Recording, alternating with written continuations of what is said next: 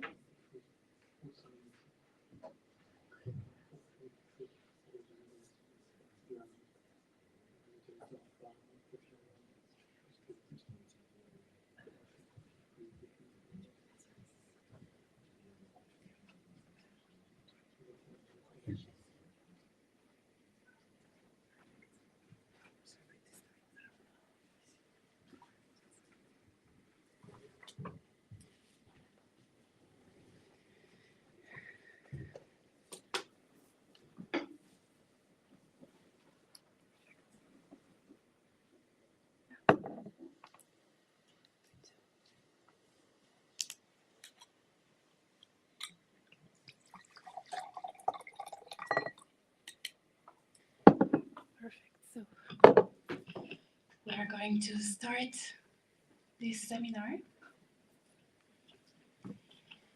So, good morning, everyone. It is a pleasure to welcome you today for this seminar on energy conservation and emission reduction. This seminar is hosted by the Green Earth Action Foundation. Whether you are joining us here in Geneva or online from different parts of the world, or even watching this session as a recording, we are delighted to have you with us. So we are here today because we share a common goal: to understand the pressing need for energy efficiency and carbon reduction. So before we proceed, allow me to introduce myself. My name is Batistelle Paldino, and I will be your host and moderator for today's seminar. As a representative of the Green Earth Action Foundation, I am honored to guide you through today's discussion and engage with leading experts who are driving sustainability forward. Before we dive into today's discussion, let me introduce the organization behind this event. So the Green Earth Action Foundation is an international non-profit organization based in Geneva, Switzerland. The Green Earth Action Foundation operates at the intersection of sustainability and global diplomacy. Our mission is simple yet ambitious: empower individuals, communities, and organizations to embrace sustainability practices. At the Green Earth Action Foundation, our work is guided by three main principles: environmental protection. We tend to impact project to leverage the field. You have this event, this seminar today. This is what we want to do: raise awareness about a specific topic. We are also focusing on diversity and inclusion. We want to ensure that climate action is a collective effort that includes all voices around the world. And finally, our third pillar is peace. We recognize that sustainability is not just about preserving resources, but it's also about fostering harmony between people and the environment.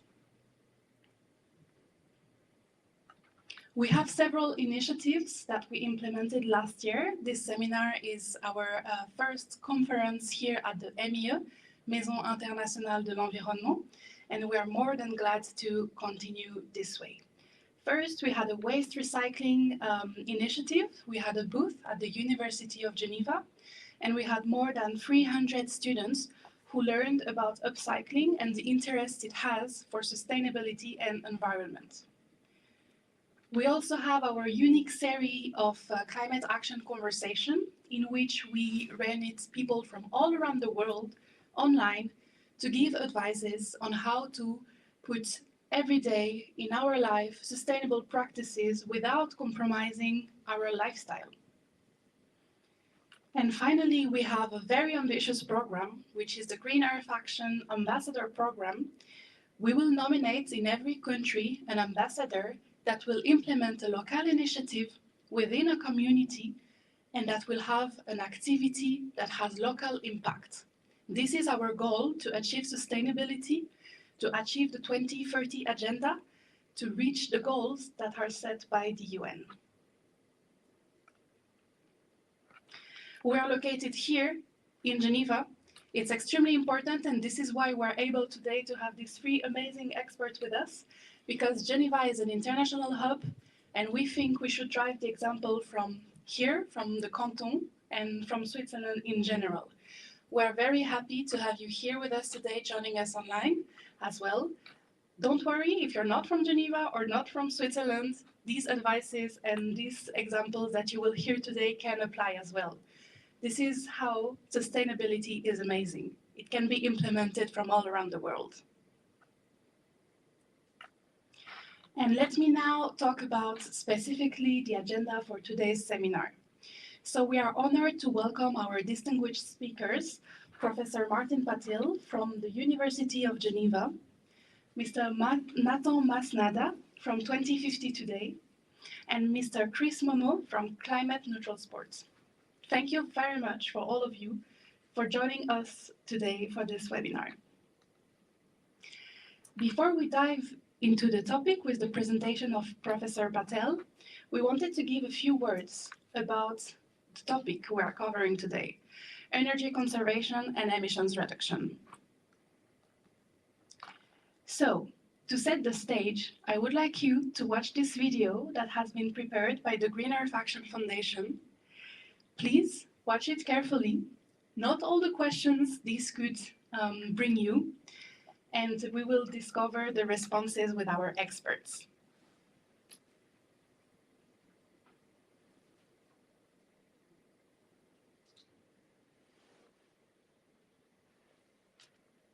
This is Kate.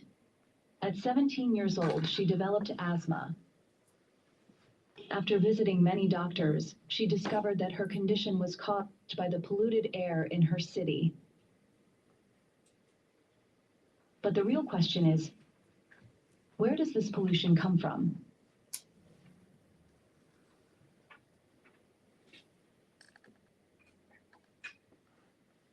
Building a sustainable future, energy conservation and emission reduction.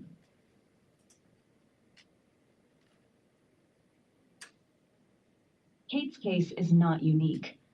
According to the World Health Organization, air pollution contributes to an estimated 7 million premature deaths annually. Polluted air is responsible for respiratory diseases, cardiovascular conditions, and even neurological disorders. For over 150 years, human activity has reshaped the world, burning fossil fuels, fueling industries, lighting our cities, transporting goods. The cost? Over 37 billion metric tons of carbon dioxide released into the atmosphere in 2023 alone. Trapping heat, altering climates, and poisoning the very air we breathe.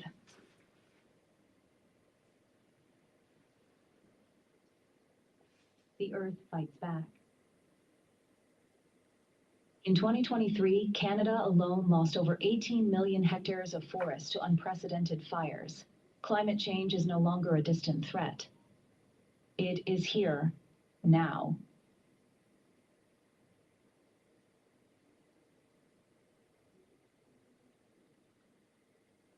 We at Green Earth Action Foundation believe that together we can change our course. By tracking and reducing our carbon footprint, by making conscious daily choices, we can reclaim our planet. A simple flick of a switch can make a difference, cutting emissions and conserving power. A study commissioned by ANEC and BUC in 2019 found that in the decade following the implementation of EU regulations on energy-efficient lighting, the average European household saved up to 1,330 euros. The EU estimates that the phase-out of halogen bulbs alone will prevent more than 15 million tons of carbon emissions annually, an amount equal to the emissions generated through Portugal's annual electricity usage. Heating and cooling account for nearly half of home energy use. By lowering the thermostat by just 1 degree in winter and improving insulation, we can cut energy consumption drastically, reducing both emissions and costs. According to NASA, global carbon dioxide emissions fell by 5.4% in 2020 due to reduced travel and economic activity. While temporary, this showed what could be achieved with collective action.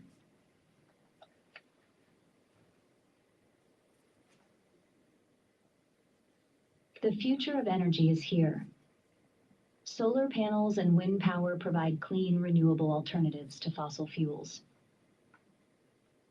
A single wind turbine can produce enough electricity to power over 1,500 homes.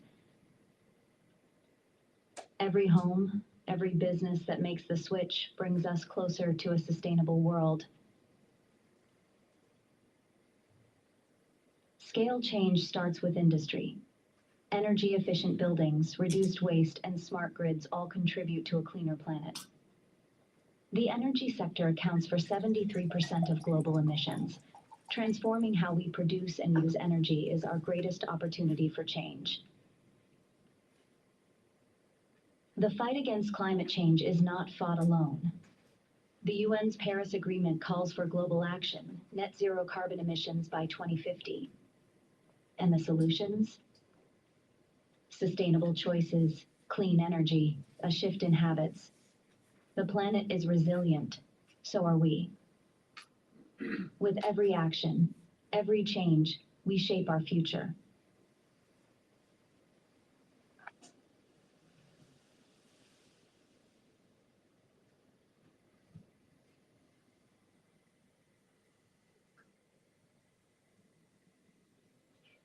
Join us. Be the change.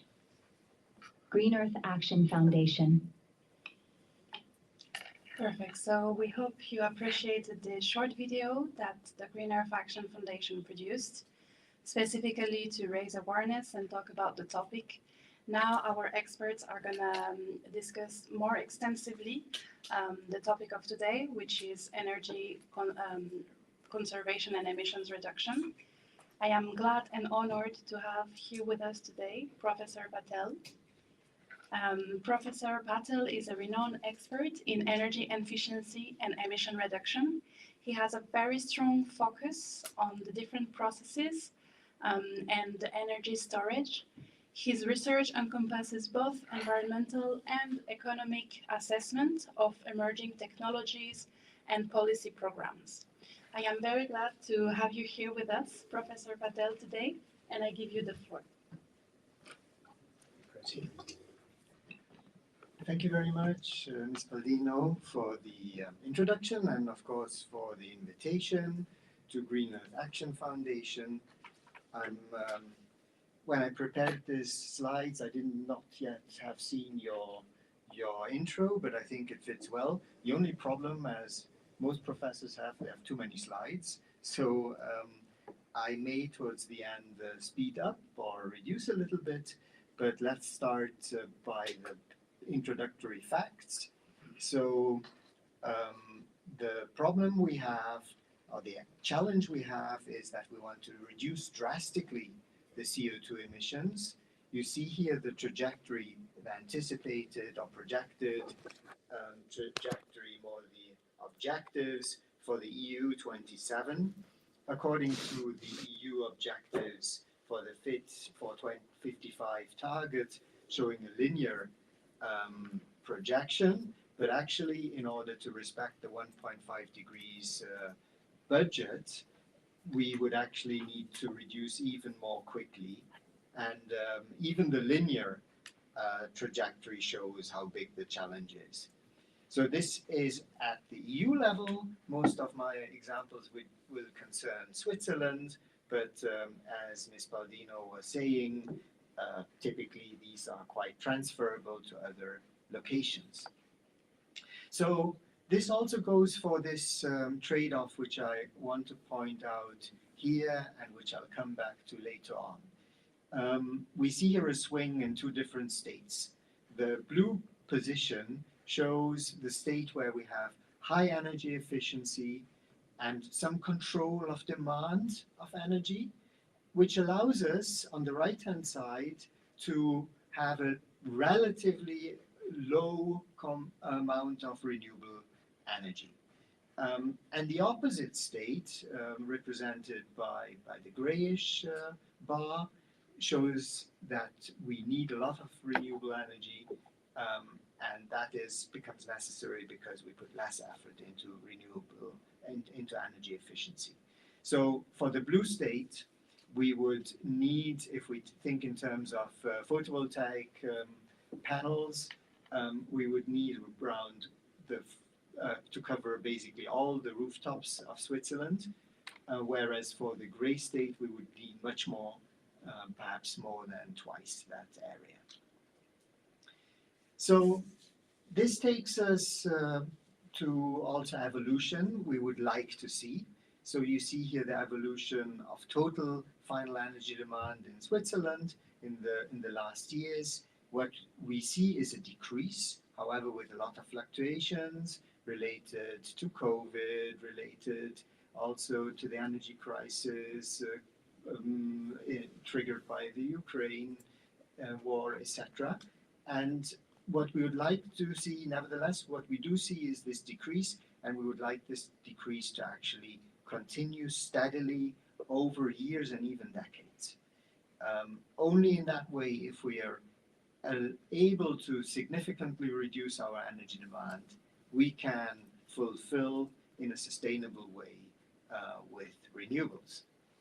So let's have another look at first what the renewables would be. This is work coming from the Energy Perspectives 2050 Plus, which gives the history and the future. As we all know, Switzerland has a lot of hydropower, that's the blue bar. Nuclear is being phased out, the orange bar, and then we see the green hatched area in the future, which is new renewable energy. And if we move on there, sorry, this went a bit too fast, then we see that this is actually a lot of photovoltaics on the right-hand side. Sorry, this is all a little small, but the message of this slide is that there's a lot of modeling activities going on, and they coincide in their view about requiring a lot of photovoltaics. So having said so, I'm just going to focus on one case which says, again from the Energy Perspectives 2050 Plus, which says that we would need something like 34, maybe a bit more than around 30, let's say, terawatt hours per year of photovoltaic electricity by 2050. By the way, you see that on this graph, the blue strip is wind energy. For the energy system, it would actually be much better to have a more balanced mix, to have both wind and photovoltaics. But of course, it's also a matter of acceptance by the population whether or not that happens. And given the perceptions, the view of the Confederation also is that the focus should be on photovoltaics. So photovoltaics actually makes a lot of sense if you think about the amount of space you need to produce 1 unit of electricity or 1 unit of power. In comparison, so you see the orange section to produce 1 gigawatt of power. In comparison to biomass, if you were to produce electricity from biomass, you'd need much more space. Same for wind. You need to take these numbers a little bit with a grain of salt because, of course, it's a matter of also how you calculate, how you do the allocations. But overall, this picture is correct that also hydropower would need more space than photovoltaics. On the other hand, you do see that the conventional energy sources, coal, nuclear, natural gas, require very little space, right, compared to photovoltaics. They're less obtrusive, they're hence less visible, and also create, at least in terms of visual intrusion, less opposition. So that's something to deal with. Let's have a look at the numbers for Switzerland. I was talking about 34 terawatt hours by 2050. Some people say it should be more, maybe up to 50 terawatt hours. That would be equivalent to 300, respectively 500 square kilometers of photovoltaic panels. And you see at the bottom what that means per person. So the 30 terawatt hours, I rounded the numbers, are roughly 30 square meters of photovoltaic panels per person, and the 50 terawatt hours, 50 square meters. So it's a lot of area, right? We need to find that space. We actually need to do it in spite of the split incentives. We have so many owners of buildings, and yet we would like to have all these buildings equipped. Yet we do have nice technology, right? We can put PV not only on roofs, we can put them on facades, and here you see some nice examples, and that's definitely also what will need to happen. But we may also have to think of new roof areas on mall, on parking lots, maybe even to some extent on motorways, etc. Now, I've been focusing so far on energy supply, But as I said at the beginning, we'll have to reduce also energy demand. And in order to create a consistent picture, the Energy Perspectives 2050 Plus says we actually need to reduce the demand in spite of increased population, in spite of increased economic activity, by something like 40%. You see it on the right-hand side of the bar. And if you look at the bar sections, the orange bar section shows a significant reduction by more than 40% related to energy use for mobility, or the blue section at the very bottom, a very significant more than 60% reduction for space heat, energy use for space heat. And how can we get there? On the left-hand side, you see some key performance indicators. COP stands for the efficiency of the heat pump. It gives the ratio of amount of heat divided by electricity produced. And the idea is, the projection is, that we would have this very high number by 2050, which is totally achievable, but is an effort to get there. So this means 4.5 means 4.5 units of heat for 1 unit of electricity. And apart from implementing these very efficient technologies, we have to limit growth somehow. So you see at the bottom that the assumption is that floor area would increase, but over 30 years or 25 years, an increase by 24% of the floor area is not massive. The number for services is 10%, and the increase in transportation services by 13% is actually also not a lot for this long period of time. So the question is actually, can we manage? Is this at all achievable? And I'll give some examples from the past and compare that again with projections for the future. So this is work we did using energy certificates of buildings in Switzerland. And what you can first see on the left-hand side, the final energy, so energy use per square meter and year of residential buildings, depending on the construction period. And we do see a massive difference between the older buildings and the new buildings, right? So there is massive gains which can be achieved. There's also a difference between the real numbers, actual numbers, and the calculated numbers, which I think we don't have the time to go into, but is an interesting topic in itself, which also needs to be addressed. It concerns the energy performance gap, which means that especially for newer buildings, we typically don't achieve the savings which we aim for, not fully at least.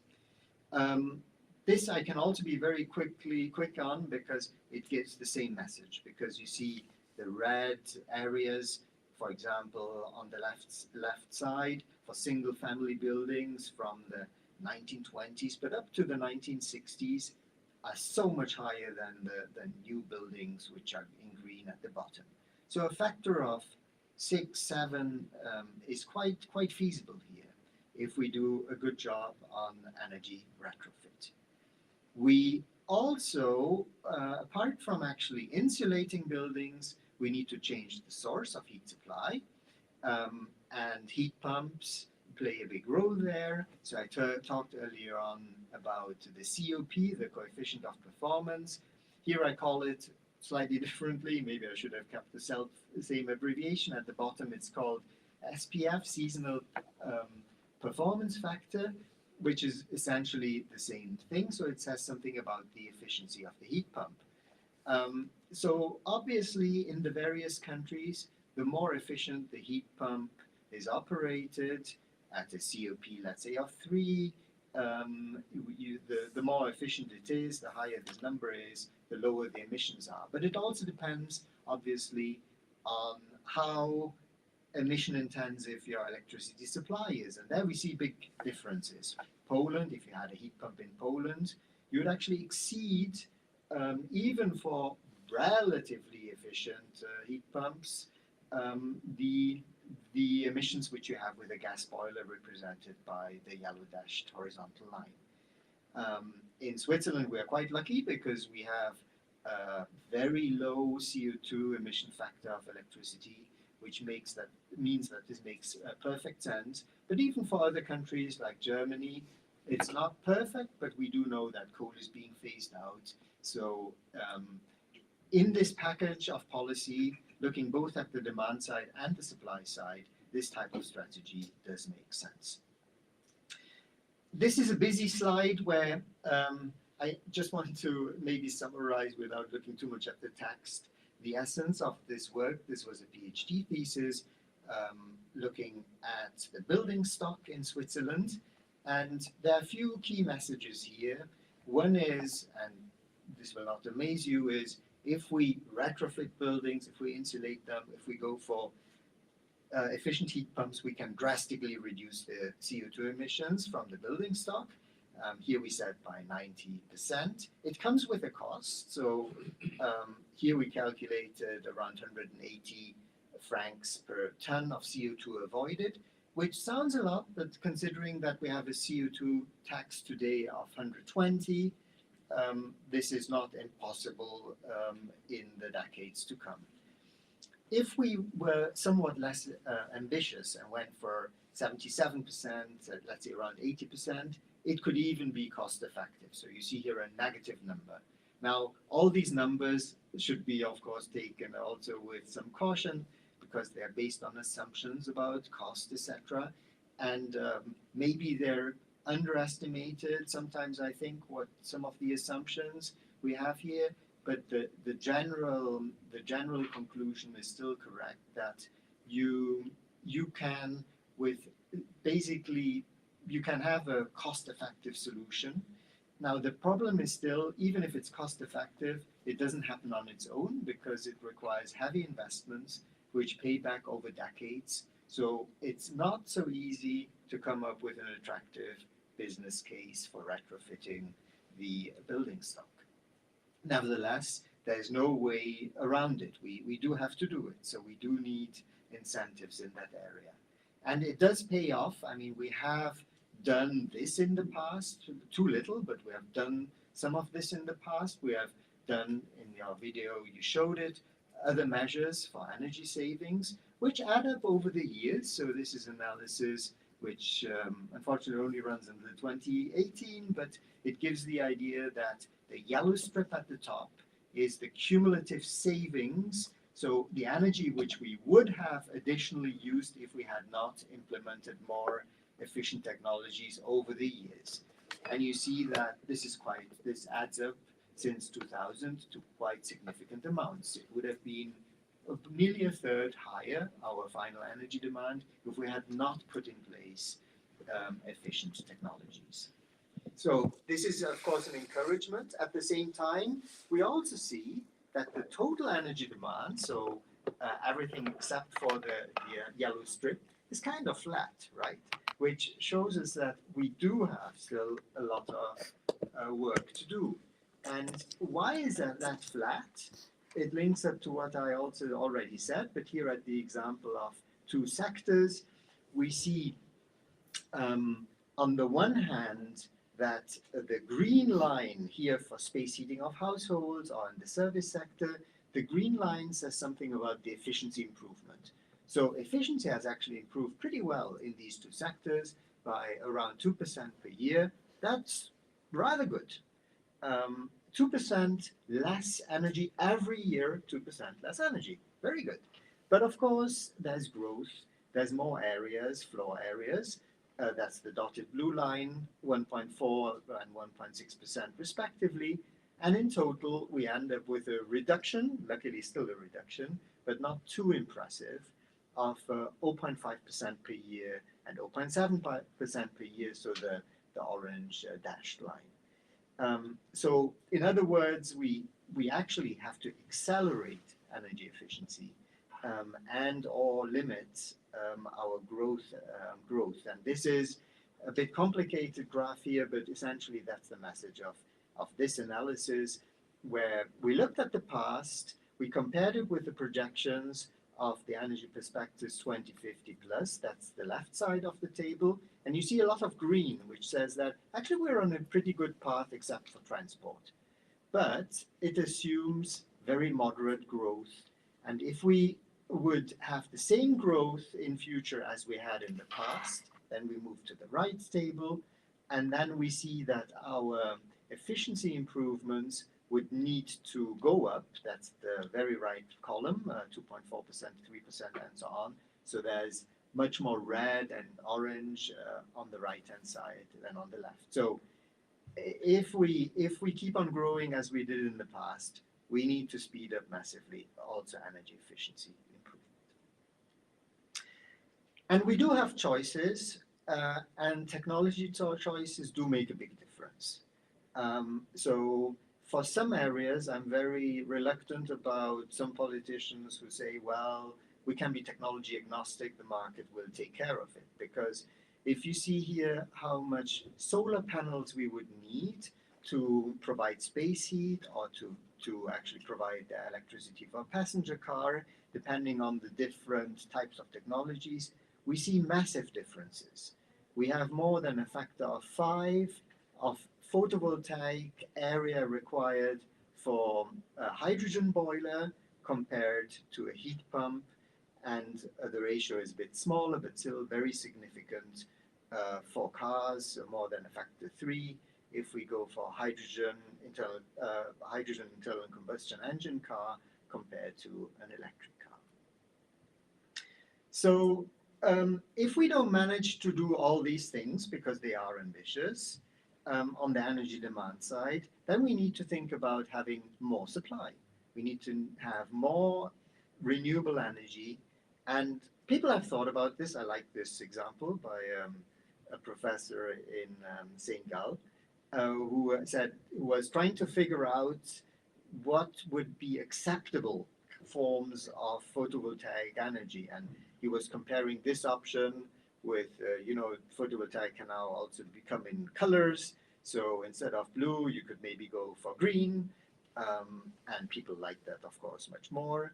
I don't really know how this looks when there's snow. Maybe then it doesn't look as convincing, but then there were other options. This is more, entertainment, of course, but it gives an idea about the type of research which is required in order actually to take along the population, because we can only actually realize the energy transition if all the stakeholders, or at least the majority of the stakeholders, is on board.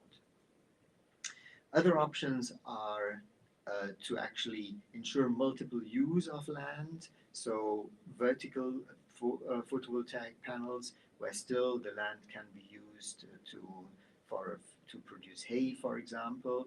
And maybe I'll very quickly only look at these slides and leave them maybe for the interested reader some other time. Switzerland is doing really well compared to other countries in terms of renewables in general, but if you look at the new renewables, solar, wind, it is not that impressive. So there's a lot of space for improvement, which you see here at the example also of photovoltaic production per person, Switzerland in red, compared to other European countries and other regions of the world. So having said that, I think I've covered a lot of ground, but still by far not everything. So there would be a lot of other things to consider. There are other impacts which need to be taken into account, all the energy required to provide the infrastructure, for example, the power lines and etc. The critical materials, if we go for electrification, cars, etc., EVs, we do require certain metals which need to come from somewhere and also come along with environmental impact and so on, energy storage, etc. Also for industry, on the right-hand side, there are projections for industry, how energy should be supplied to industry. There's less of a clear idea. So you remember for residential, I showed you the pattern was quite similar with a lot of photovoltaic. Here, for industry, it's very diverse. So different people have different views, indicating that extra work is required. There's also the question of how self-sufficient a country can be. So this is again analysis for Switzerland. a lot of analysis point to the fact that even if we make a big effort, we will need trade with the other European countries. It will be very difficult to do without, which means that also collaboration in the energy sector across the borders is very important. Having said so, I would like to point to one or two new technologies which we think are very remarkable. So something which is not our development, but which I think should be promoted and people should know about, is this development by Dr. Beat Kegel, who got 3 times now the Watt D'Or Prize award, which is awarded by the Swiss Federal Office of Energy. And the way he retrofits buildings, he would call it, or one could call it low-tech, is very remarkable because apart from changing the windows, actually typically no change to the facade is required, and yet by a whole set of measures, the energy use can be drastically reduced. For this building which received the award, it was by 93%. So I think these are things which we really need to pay attention to. There will be for other buildings, but even for the type of building I showed, it can be connected to something which we call 5th generation district heating, which is in construction and partly already in use in Geneva, called Genilac in Geneva.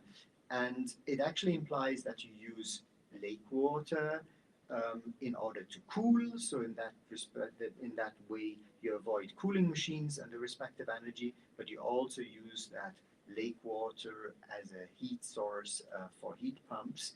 And our analysis, not for Genilac, but for a neighborhood in Geneva, this is a bit complex now, but we are looking at 3 cases. In blue dashed line, this would be the 5th generation, so the Genilac type of solution. In green, that would be just electrification, so that would be just heat pumps and chillers, so refrigeration, conventional refrigeration. And in orange, that would be the conventional solution with gas and also with chillers. And you see that in terms of levelized cost at the top, the solutions are not so very different. So this means we spread out the cost over time. They are pretty comparable. Where they do differ is in CO2 emissions on the bottom left, and then also in terms of, for example, the upfront cost. So we do have to admit that the 5th generation is quite expensive in terms of capital cost, but then the operational costs are lower, which means that it levels out over time. So this is heavy investment, big infrastructure. Every user, every owner can also do things on the way which don't require also the involvement of utilities, etc. So this is work which is based on actually measured energy efficiency improvements in real buildings. The measures here are shown on the right-hand side. They overlap a bit, but it is actually quite remarkable how much can be achieved by good settings, by improved control. Significant savings can be made, and every building owner should actually do that and begin with that, because we can't retrofit all the buildings at the same time. That will also needs to be spread out over the time. So I think I'm coming to the end. How to realize the energy transition. My objective was to show you this trade-off between energy efficiency and renewables. We need to do both. Both is challenging. They involve different stakeholders, and they will, if we manage indeed to reduce the energy demand, then supplying the remaining requirements will be much more feasible. So with this, I would like to end, and thank you very much for your attention. Thank you very much, Professor Patel. I think we can give you a round of applause. Thank you very much. It has been a very insightful presentation, and I can tell you that we have many questions online. Okay. So we will take a couple of them for 10 minutes. I will give the priority to the audience online in terms of conference etiquette. So people are not here, they have at least this privilege. One of the first one we have is, may I know, working in corporate sector, especially in real estate, how can we make a difference? Mhm. So I think in terms of real estate, you need to think indeed, just linking up to what I just said, you need to think about measures which are feasible in the shorter term, which require lower investments, where it's easier to start getting the ball moving. But in parallel, you also need to think about bigger investments, retrofitting of buildings, potentially also collaborating with utilities, thinking about in which areas thermal grids could be implemented. So basically, the range, it goes from actually knocking the doors of building owners to helping to coordinate spatial planning and putting those plans with regard to the energy transition into place. So it depends also on what type of real estate activities you have, what is more feasible. You could also try to think about collaborating with innovative technology providers or the type of engineers I was just referring to. It's very important to have that type of solutions on the ground, so they are visible. They can be visited also. Then I mean, Minergie, for example, that's a label in Switzerland, is widely known for energy efficient buildings, but that's only thanks to a lot of examples in the form of schools, etc., that people have become aware of this, and this needs to continue. So if you are in the real estate sector and can help disseminating implementation, but also demonstration of new technologies and awareness about them, I think that would be excellent.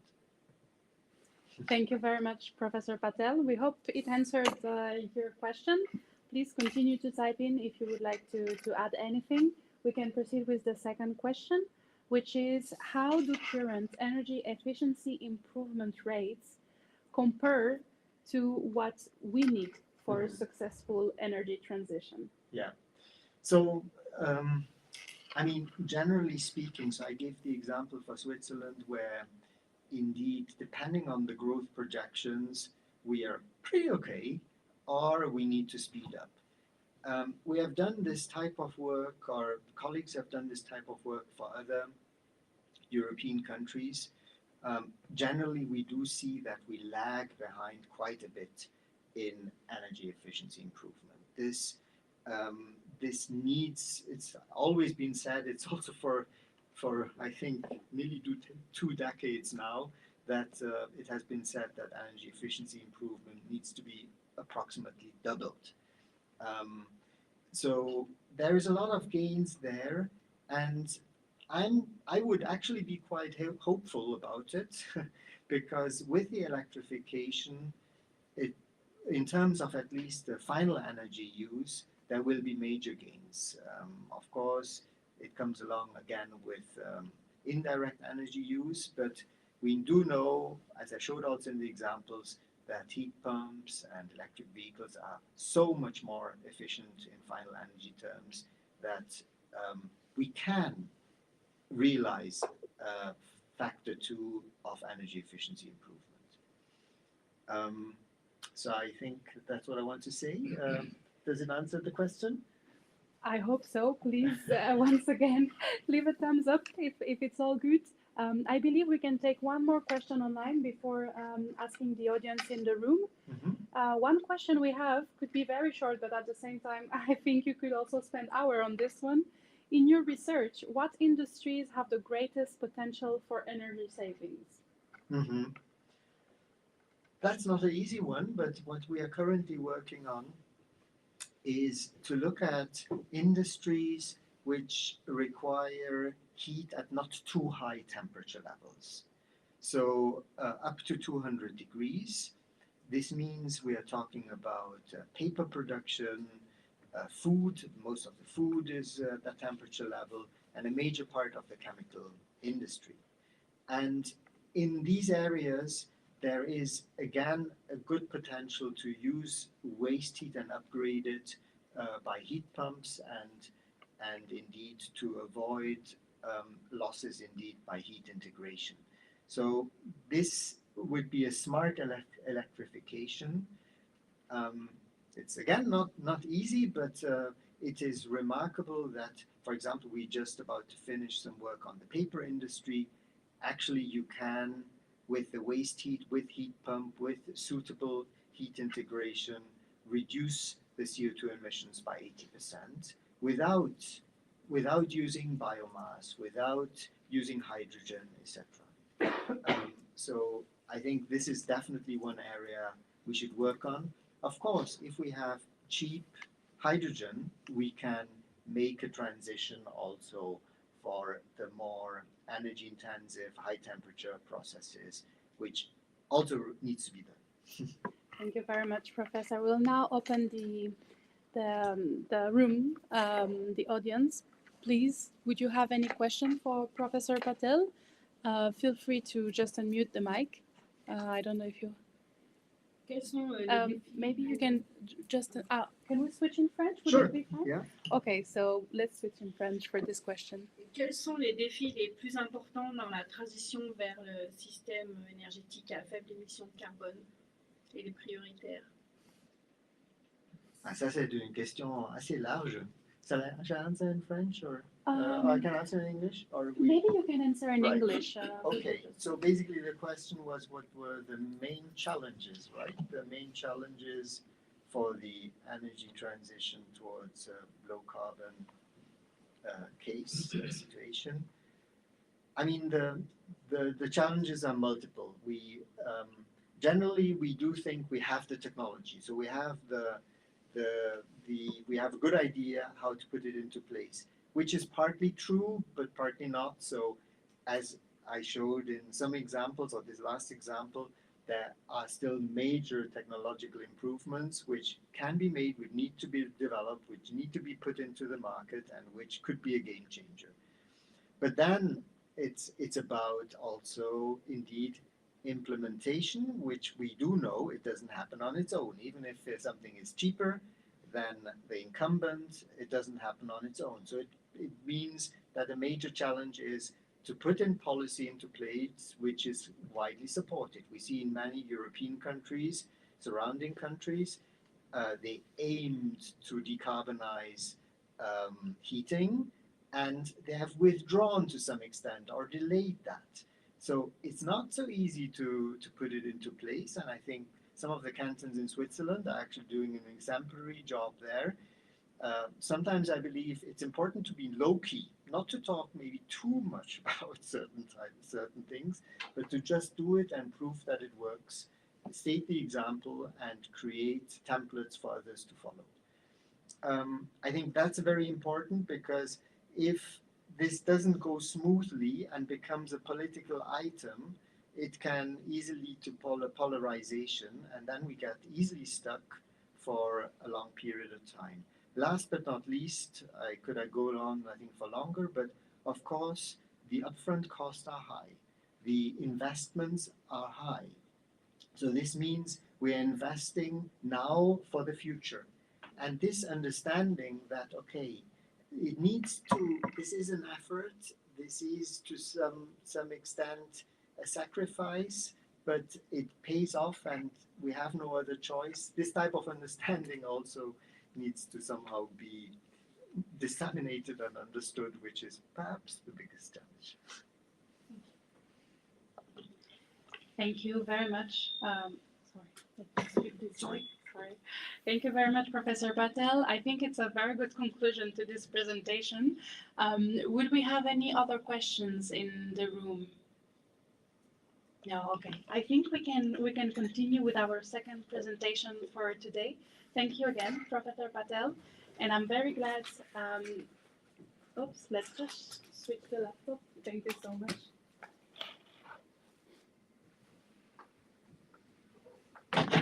Perfect. Thank you. So I'm very glad to welcome here with us Mr. Nathan Masnada from the organization 2050 Today.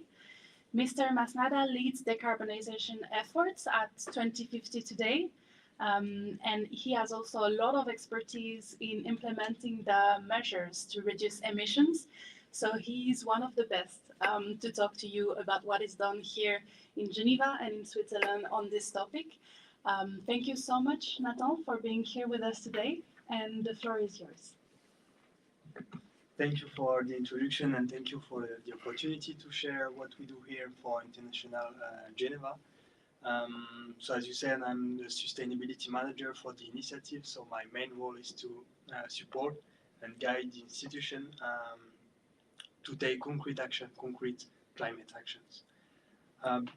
Before diving into what we do, I'd like to give you a bit of context about climate change and where we are today. I think that we are all aware of the climate change, the climate crisis that we are living. It's now a fact. It is a scientific fact that is recognized by all the governments.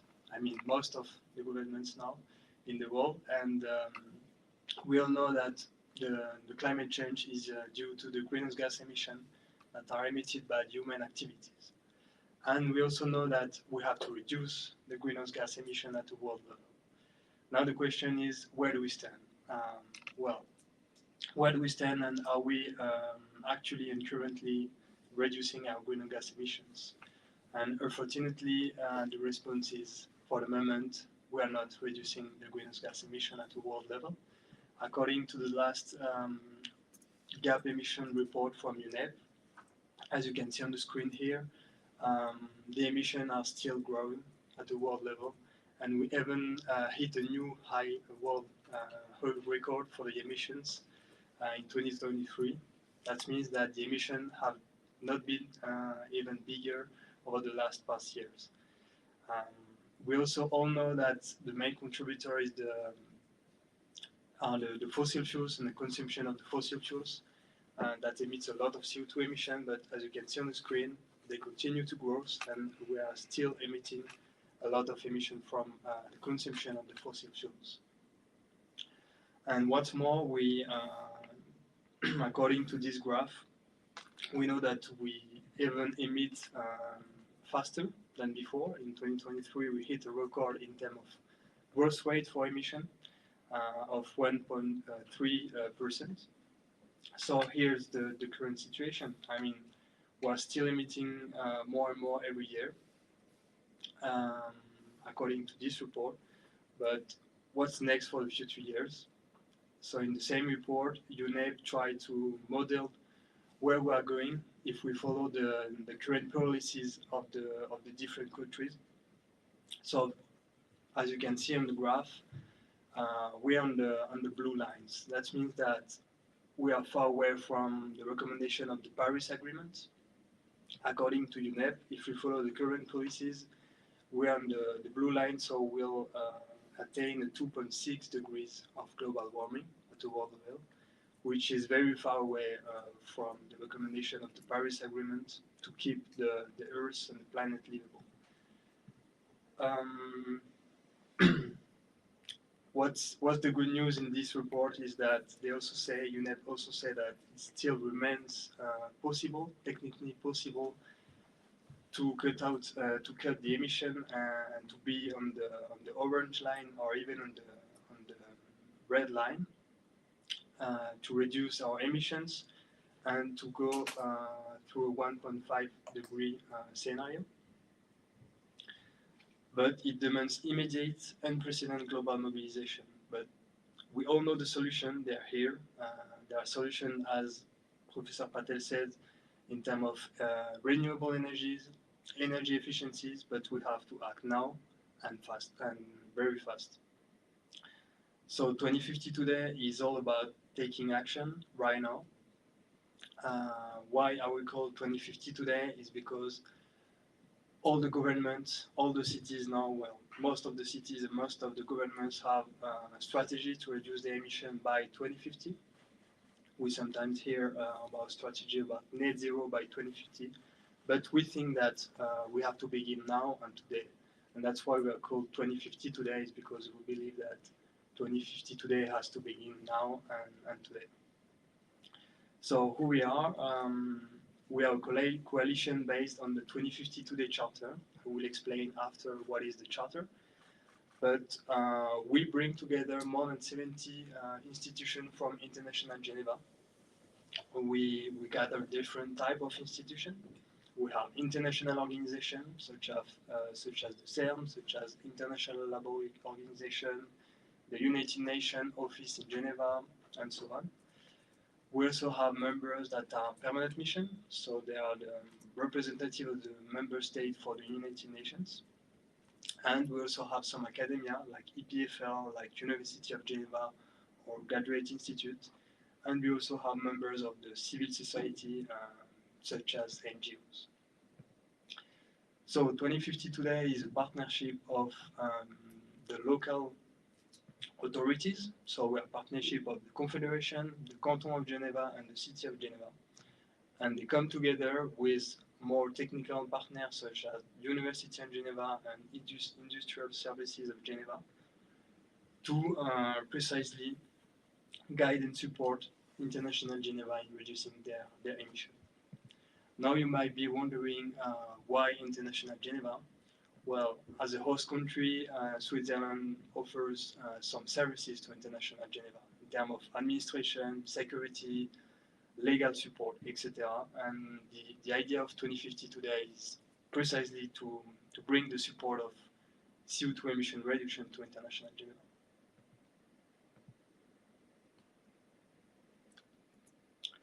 So, as I said, our main goal is to contribute to reduction in greenhouse gas emission with the following objectives. So, we follow the objective of the Confederation, which is the minus 60% of CO2 emission by 2030 and net zero by 2050. We are not here to say to the institution what goal they should follow. We are just here to give the general direction. To inform them that there are these objectives from the Confederation, but in the end they are very free to set their own objectives and targets in terms of CO2 reductions. We believe that the three main key success for decarbonization are the following.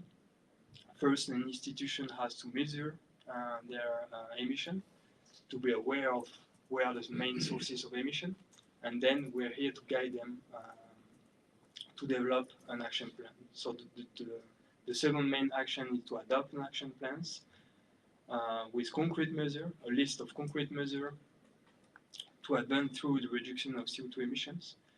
And then we also believe that the implementation of the collective solution could be a key to success, because by showing that it is possible to reduce the CO2 emission of institution of International Geneva, we can bring the message to other countries, to the world, that it is possible, and we are doing it here in Geneva. I have mentioned before the 2050 Today Charter. So what is the Charter? It is a common framework, a common reference that has been developed collectively with experts, local authorities, and member institutions of International Geneva. That means that all together during 1 year, we have done working groups to try to evaluate what would be the best way, the best recipe to reduce the greenhouse gas emission of an institution. So the charter has been developed collectively, and it contains 5 main principles for an institution to decarbonize their activity. First, the first principle is to measure the carbon footprint of its activities and to make it public so that everyone can see where are the main sources of emission for this institution. The second principle is to start with an assessment. Once you know where you emit, with the charter, we have developed several recommendations, objectives, and actions. So we have a list of action and objectives to be implemented for every sector that we cover. So we cover the sector of mobility, energy, biodiversity, food, waste management, and sustainable IT. And the second step is to, for each sector, to review all the possible actions and to assess where the institution is today in 2025. Once the institution have done the first assessment, the third step would be to define its own action plans, and we are here to support the institution in defining the action plans. So basically, they have to set concrete action measures for 2025, 2028, and 2030, and they'll have, in the end, a precise list of actions that they have to implement. Then the fourth principle of the charter is to share the action plan with us, with 2050 today, so that we can give them some feedback. So our role is to calculate the impact of the action plans. So we're able to say you are going to reduce by 10%, 20%, 50% your emissions. So they know where they are going. And then they have to report to us over the years what they are doing and how they are doing it.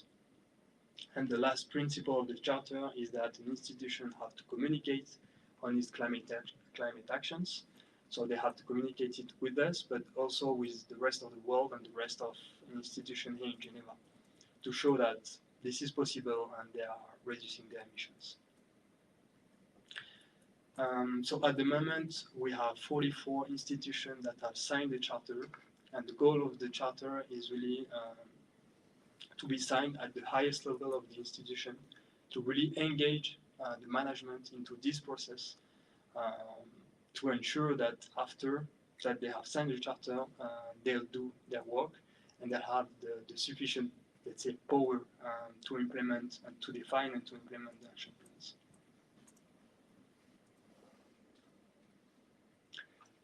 So how do we work and what is the type of services that we provide as 2050 today to the institutions?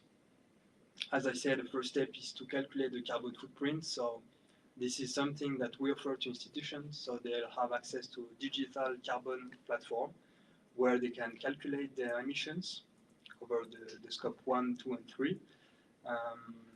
And they'll be able to analyze their carbon footprint and to see the evolution over the years of their carbon footprint to see if they are implementing sufficient measure or not. Then we are working on different sector of action, as I said: food, waste management, biodiversity, mobility, energy, and sustainability.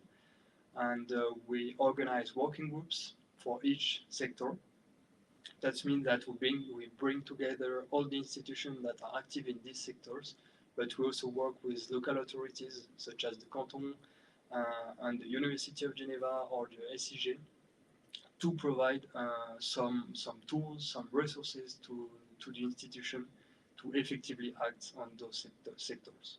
The main goal of the working groups are to share experience and to share solutions, challenges, and to find solutions together to reduce the emission for each sector. As I said, we also provide some support in terms of defining the action plan, so we give some feedback in terms of the result of the action plans. We have online resources, so I mentioned that we have in the charter a recommendation of objectives and actions to reduce the greenhouse gas emission. All the tools are available on our website and are open to everyone, every institutions. And we also support institutions with partnership. We have a lot of partnership with local experts on mobility, energy, etc., to provide them some tools and expertise. So far, I have spoken about what we do, what are our tools and support, but what have we achieved so far? On December 4th of 2024, we're happy to share that International Geneva has adopted its action plan. So 1 year after signing the charter, 37 institutions of International Geneva has adopted concrete action plans to reduce their greenhouse gas emission. What does it mean concretely? So concretely, it represents more than 1,000 planned actions and an expected reduction of minus 32% of CO2 emission by 2030. And it covers several types of institutions and more than 19,000 employees in total. So as you can see on the screen, different types of institutions have adopted an action plans. We have academia and civil entities, NGOs, that have now concrete action plans to reduce their emissions. We also have 13 permanent missions that have adopted an action plan with different countries, different types of countries. For example, we have Chile, we have Denmark, Mexico, Morocco. So it's pretty diverse. And we also have 8 international organizations that have adopted an action plans, as you can see here on the screen.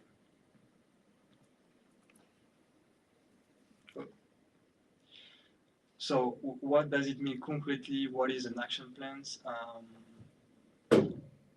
Here you have an example of the High Commissioner of the Human Rights that have adopted an action plans also. So we have published the action plans on our website.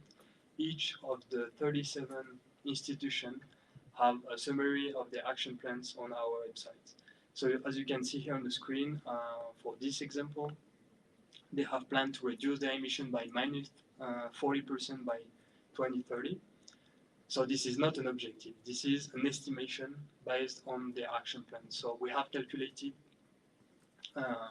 with the action plan, with all the concrete measures that they are planned to implement, that in total they will reduce by minus 30% their emissions.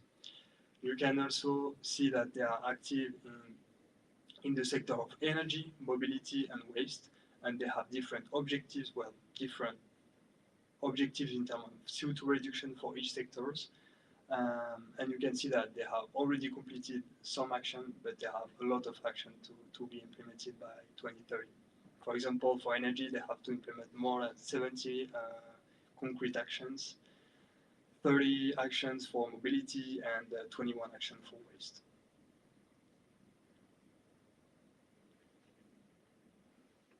(2050) today, the main goal, another goal of the initiatives is also to share what is possible, to share the solution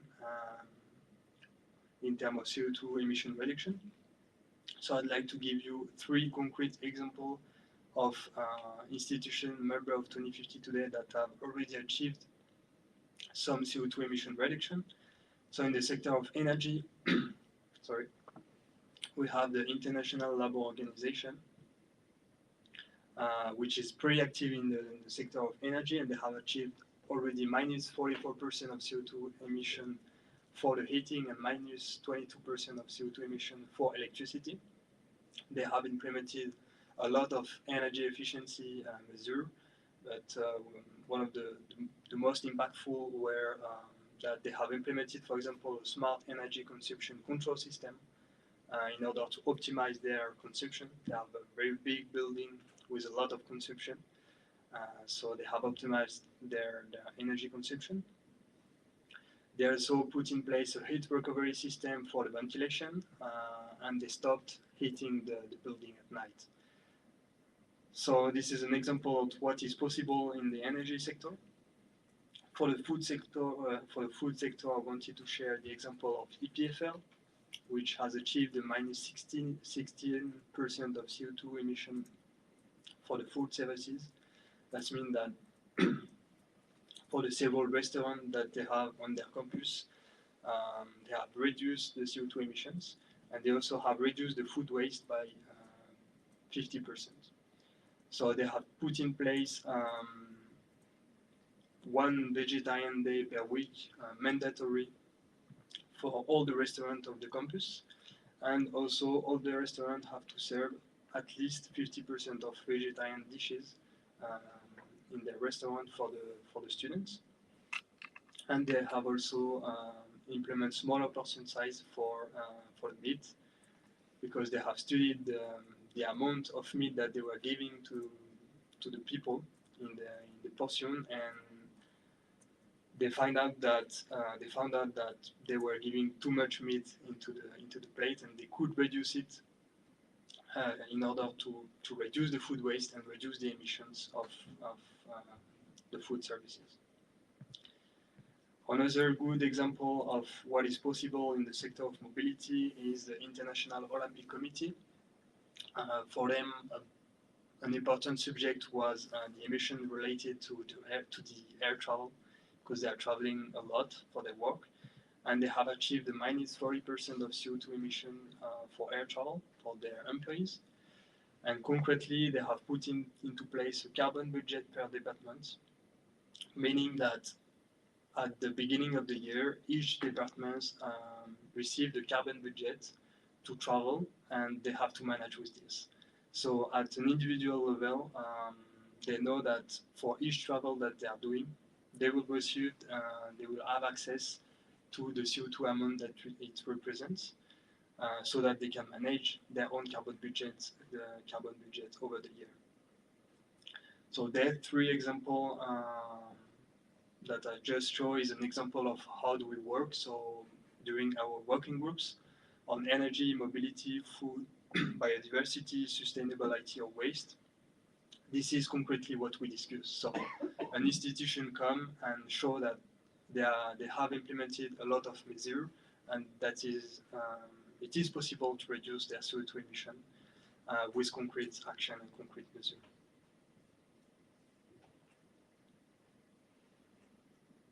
Now, what's next for 2050 Today and for International Geneva?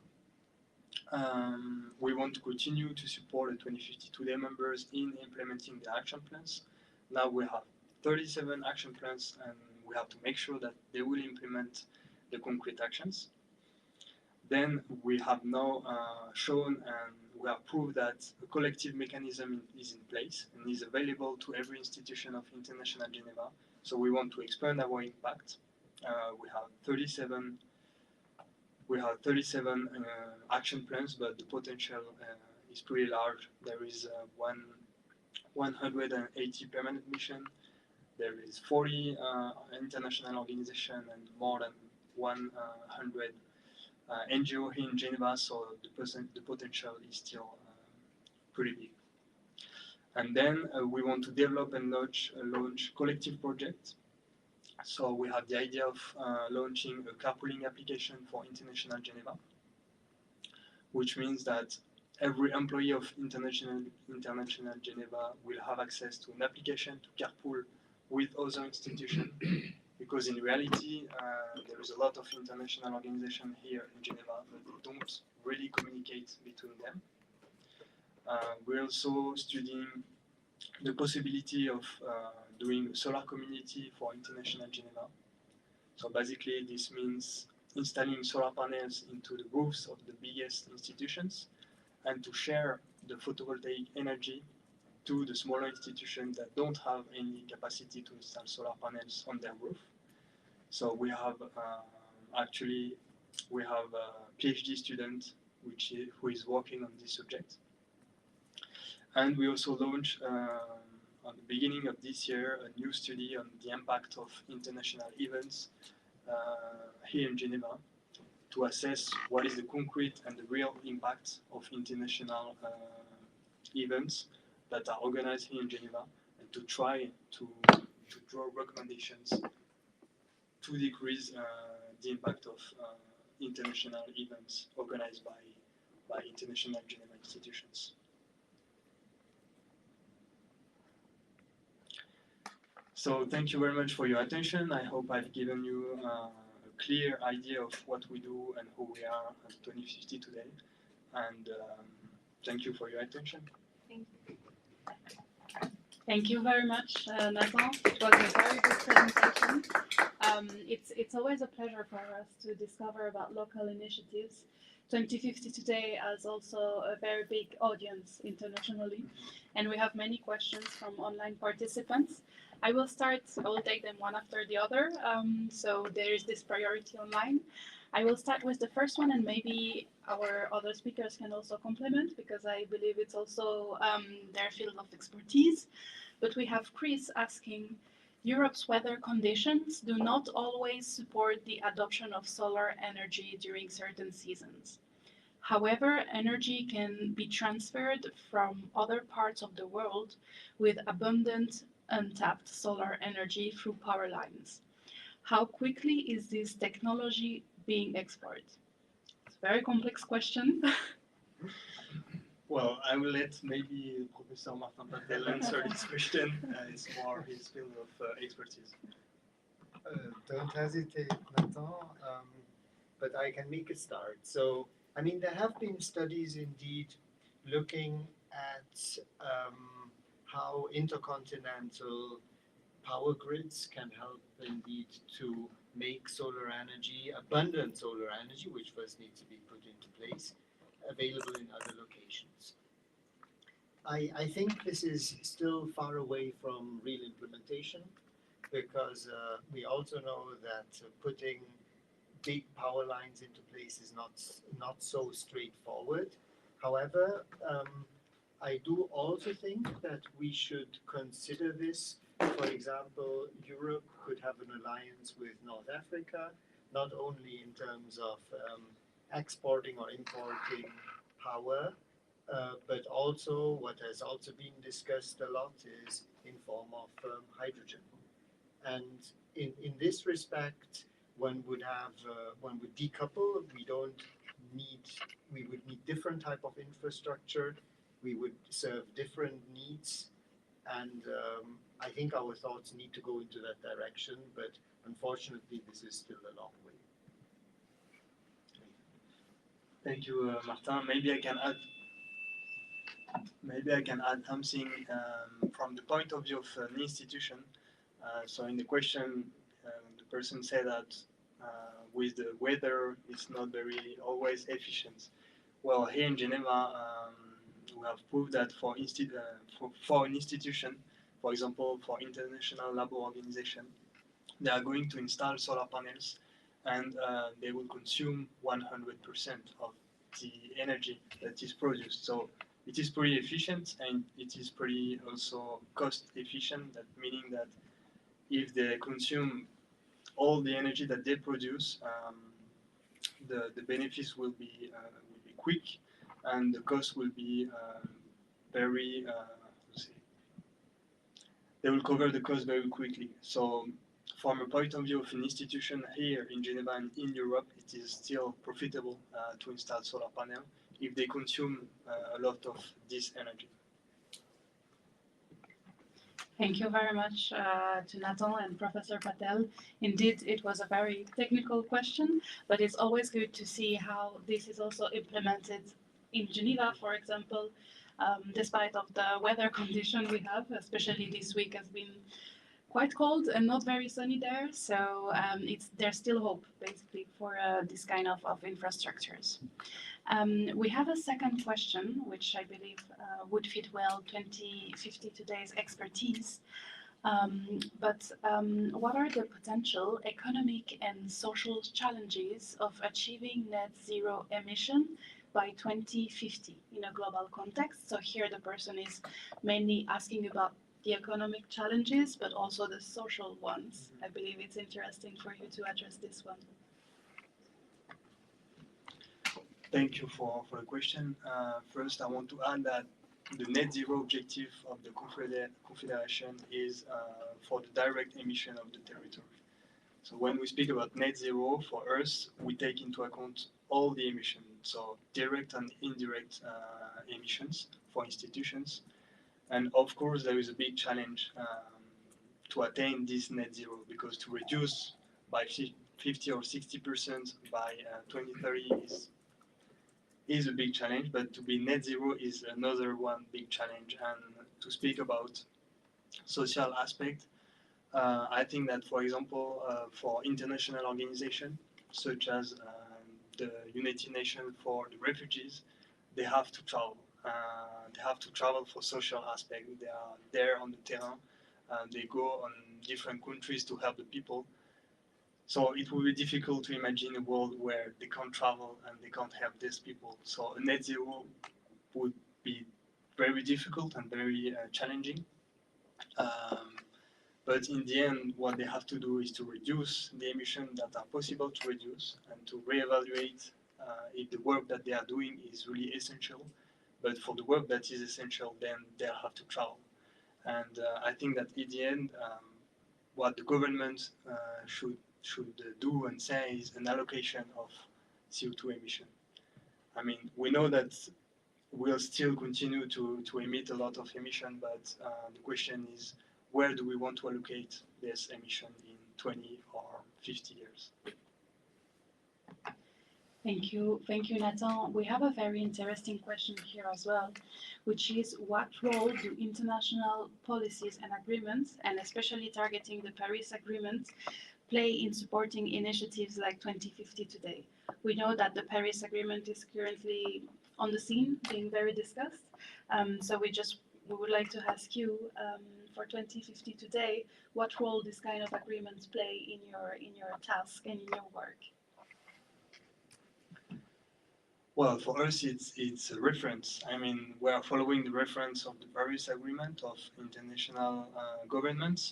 So for us, it's just a way to say that we have to go there. We have to reduce our emission according to the Paris Agreement. And the governments have to implement it also. But for international organizations, they should show the example. They have a role of exemplarity, and they show the example that this is possible to be in line with the Paris Agreement. I don't know if this answers the question, but I hope so. I think it does. I hope it does. Indeed, these agreements are extremely important for all international organizations and for also NGOs, as the Green Earth Action Foundation. It's our reference, and we all aim to follow them in order to achieve the Agenda 2030 and following the SDGs in our guidelines. Thank you so much, Nathan. I will just remind our colleagues online that we can take further questions. And in the meantime, I will open the floor to the room in case we have in-person questions. So would you have any questions? Please feel free to unmute your mic. And yes, please. It's okay in French. Yes. Comment d'autres villes ou régions du monde peuvent-ils reproduire le succès de l'initiative 2050 Today de la Genève internationale? C'est une bonne question, je vais répondre aussi en français. Je pense qu'il faut prendre l'exemple en fait, pour parler un peu de l'histoire de 2050 Today, c'est parti de de plusieurs missions permanentes qui se sont rassemblées et qui se sont dit que la Genève internationale, elle est ici à Genève pour créer un monde meilleur. Et pour créer un monde meilleur, dans 20 ans, il faudra continuer à faire ce qu'elles font, mais en réduisant leurs émissions de gaz à effet de serre. Et du coup, l'idée principale, c'était de créer une action collective en rassemblant tout le monde. Et je pense que ça, s'il y a un message qu'il faudrait retenir de l'initiative, c'est que tout a été créé ensemble. On n'est pas allé voir les institutions, les organisations internationales en leur disant voici la charte, voici ce que vous devez faire. Non, on a créé ça tous ensemble, on leur a donné une direction. Et je pense qu'il faut retenir, c'est que ces solutions que nous, on a apportées, on les a créées avec des experts locaux, avec des institutions locales, ensemble, pour créer quelque chose qui parle au plus grand nombre d'institutions ici à Genève. Je pense que si d'autres villes devraient répliquer ceci ou d'autres pays, ce serait vraiment de rassembler autour de la table les acteurs locaux pour créer ensemble en fait, ces solutions. Thank you very much. Do we have any other questions in the room? Yes, please, Chris, go ahead. Okay. Thank you very much, Nathan, for your presentation. I just wanted to ask, my question is basically the continuation of the other question that we had online. Now, you mentioned about the locally grown solutions. So my question is actually regarding the 2050 initiative, because there are already several initiatives going on. And is there any overlapping? And since you mentioned that this is a locally how to say grown initiative, so my question is it stricter than other initiative, or is it lenient, or how? I mean, isn't there any possibility of overlapping? Because we all have. I mean, organizations, they have to measure, they have to reduce, they have to commit, and eventually they have to report. And this is what is going on already with several other global compact here and here, etc. So how do you see the initiative 2050 within all these array of initiatives? Thank you. Yeah, thank you for this question. Yeah, there is a lot of initiatives here that are similar.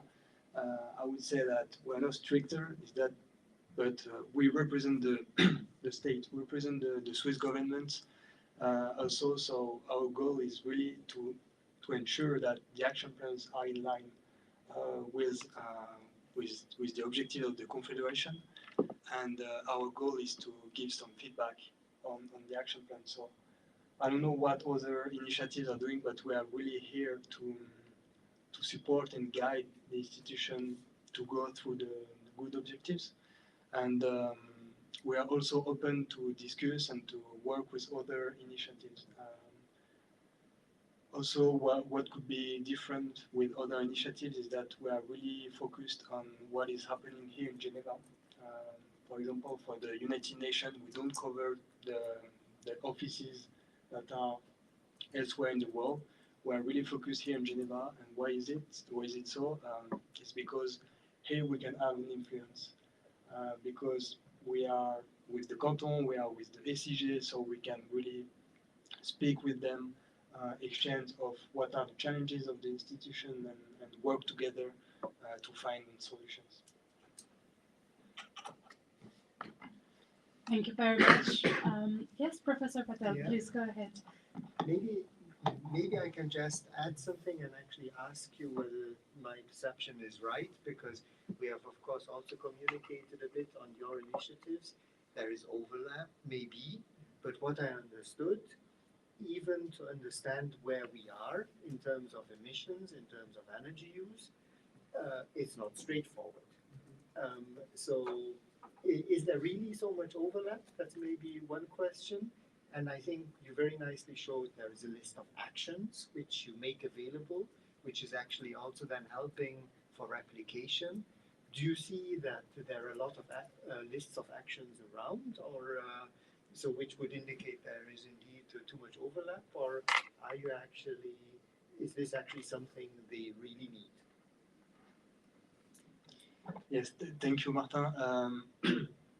For the first question, yeah, I mean, there is a lot of initiatives, but what we offer for first assessing the initial situation is we do the carbon footprint in a very complete way. We have a scientific committee. We were advised by IPCC, by very scientific organization, by UNIGE also, and so we have a methodology really based on scientific facts. So just as an example, but for example, for electricity, we use an emission factor which is local and calculated by UNIGE, that calculates the amount of CO2 emission of the electricity for a certain year. So we are very precise and very based on scientific facts.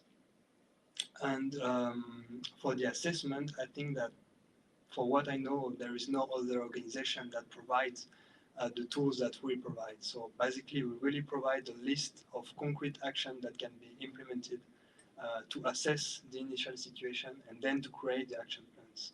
And all the tools are available for free on our website. And a lot of organizations make institutions pay for this. So I think in this point of view, we're pretty unique.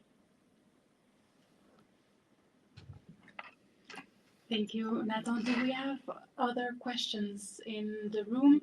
Otherwise, we have one last one online, which I believe is also very d'actualité. So it's in the news.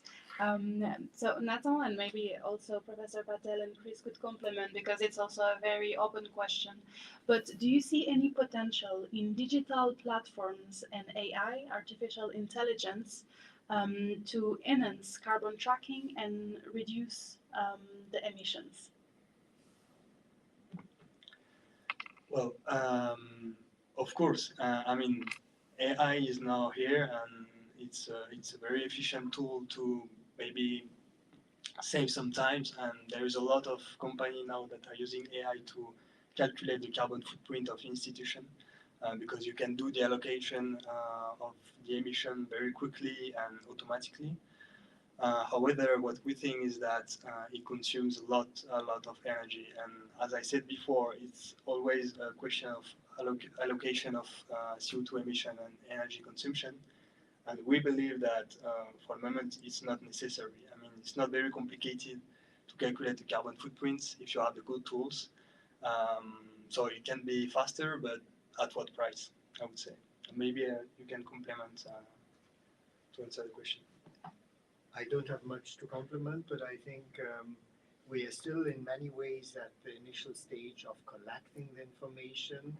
And in that respect, AI cannot do miracles. I mean, there's some groundwork which needs to be done. Perhaps at a later stage it can facilitate once we replicate. But for now, I think I agree with your approach.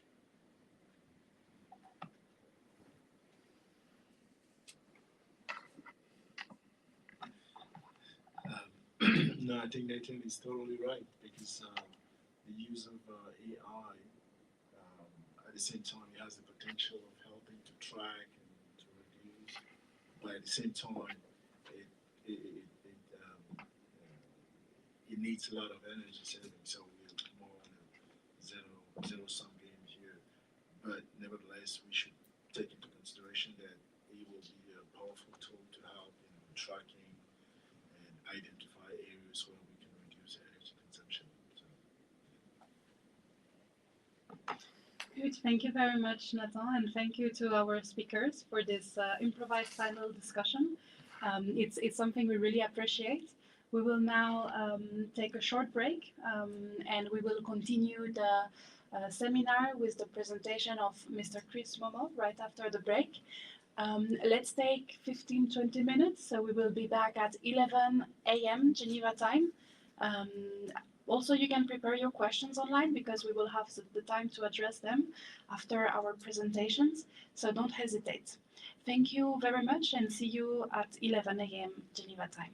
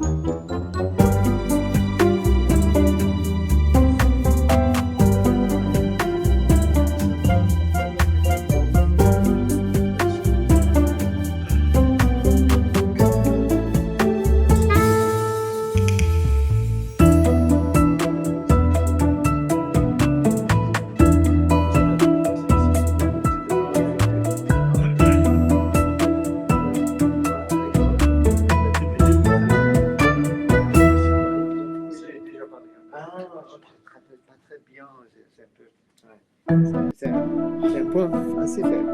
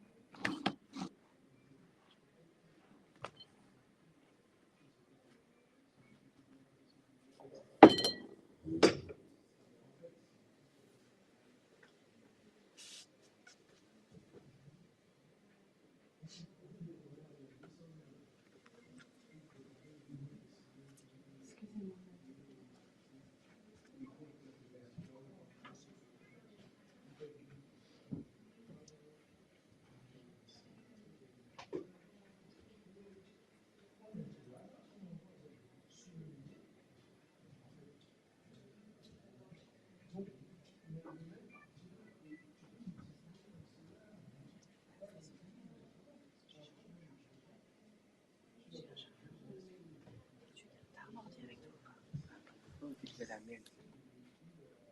Il a 67%. Non, mais il faut que j'enlève tout le live. Ah oui. Christine, Prolongez. Christine, vous avez votre ordinateur avec vous? Oui. Est-ce qu'on peut vous l'emprunter? Non, Non, votre ordinateur. votre ordinateur. Ordinateur. Nous allons brancher sur votre ordinateur. Ce câble, il est plus long.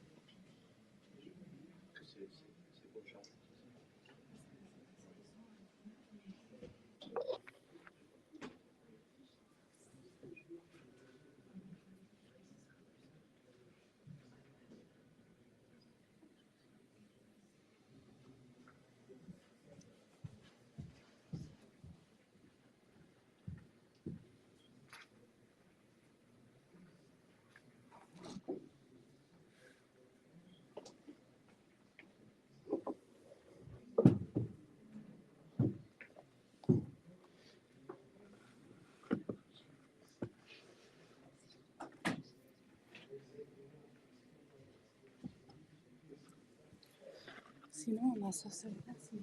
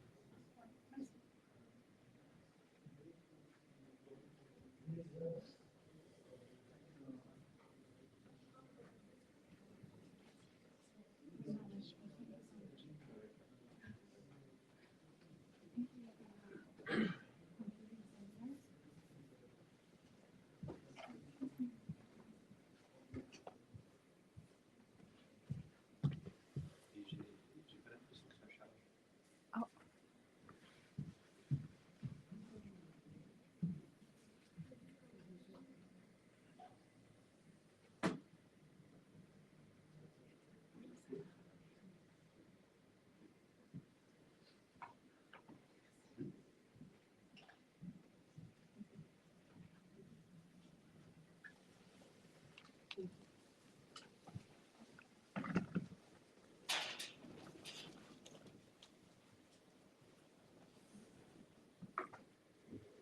just open back. Start again. Oh, yeah, thank you so much. So Thank you.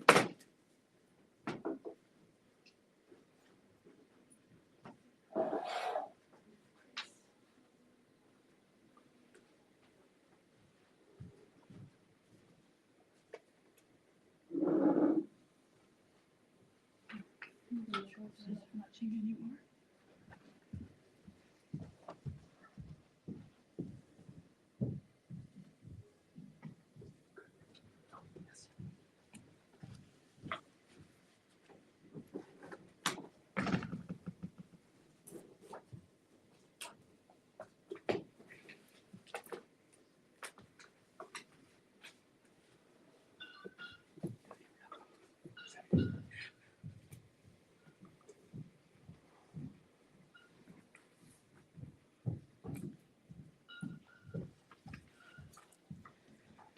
Perfect. So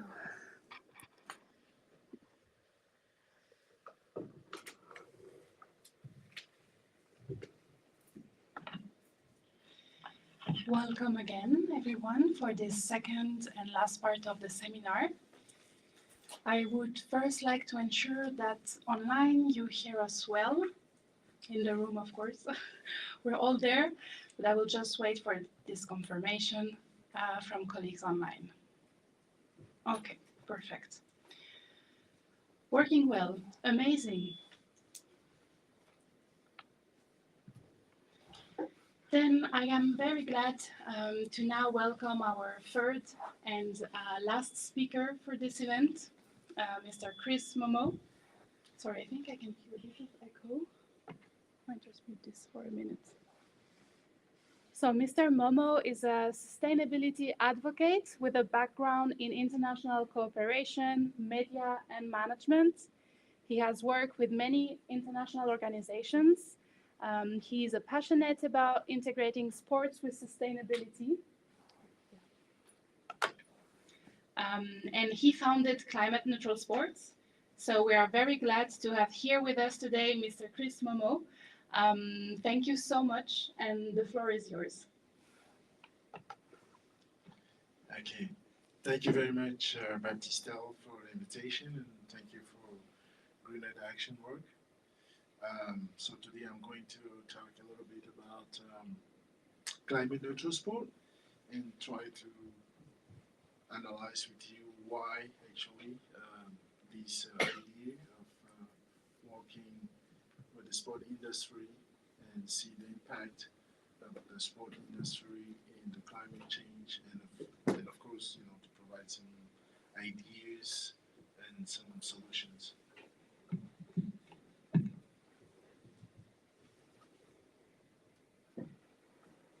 Okay, so my presentation is not going to be as detailed as the previous ones, and I guess you've already been bombarded with so many statistics, and as the previous panelist, Mr. Prof. Patel and Nathan discussed, we already know where we stand in terms of climate change, in terms of the earth where we are and what we are actually looking at. So basically, the idea of starting climate neutral sport came after I realized that the sport industry, it's becoming more and more important, and you know, we have actually some interesting figures regarding the sport. So the sport industry, because it generates already a lot of money, we're talking about 600 billion a year, and it's also responsible for about 350 million tons of CO2 annually. Now, if you consider the fact that that industry is growing at an average of 5.9%, then you can also consider that it will continue to emit unless, you know, we have some significant action. Now, the contributors, in sports are mainly those mega events. Recently we had the Olympic Games, the World Cup, some other sport facility, and it's not just professional, but it's also local sports that can contribute to the emission of CO2. But of course, we have the transportation, which is a big contributor. So there have been a lot of initiatives over the past couple of years. Now we talking about, if you know the recent Olympics in Paris, there was a significant, not significant, there was some decrease in terms of emission compared to other Olympic Games. So it means that there is already some kind of consciousness being that organizers actually take into consideration the impact of pollution when organizing events. But it's still not enough. We still need to continue. And today, actually, apart from e-sport, even e-sport, I guess, also can contribute. If you talk about AI assisted, but all the sport basically contribute a lot. And of course, we don't want to list or point out some sports which are more emitters than others, but normally you have motorsport, soccer, American football, golf, cricket, all the sport mainly, they do contribute to some extent. So what we are trying to do at Climate Neutral Sport is that we understand that there is a need to do something in the sport industry. And then we pretty much would like to promote a sport which is actually neutral. But of course, we know that it's very complicated, it's very difficult. So we have identified a way how we could possibly work together with the sport environment, the sport ecosystem.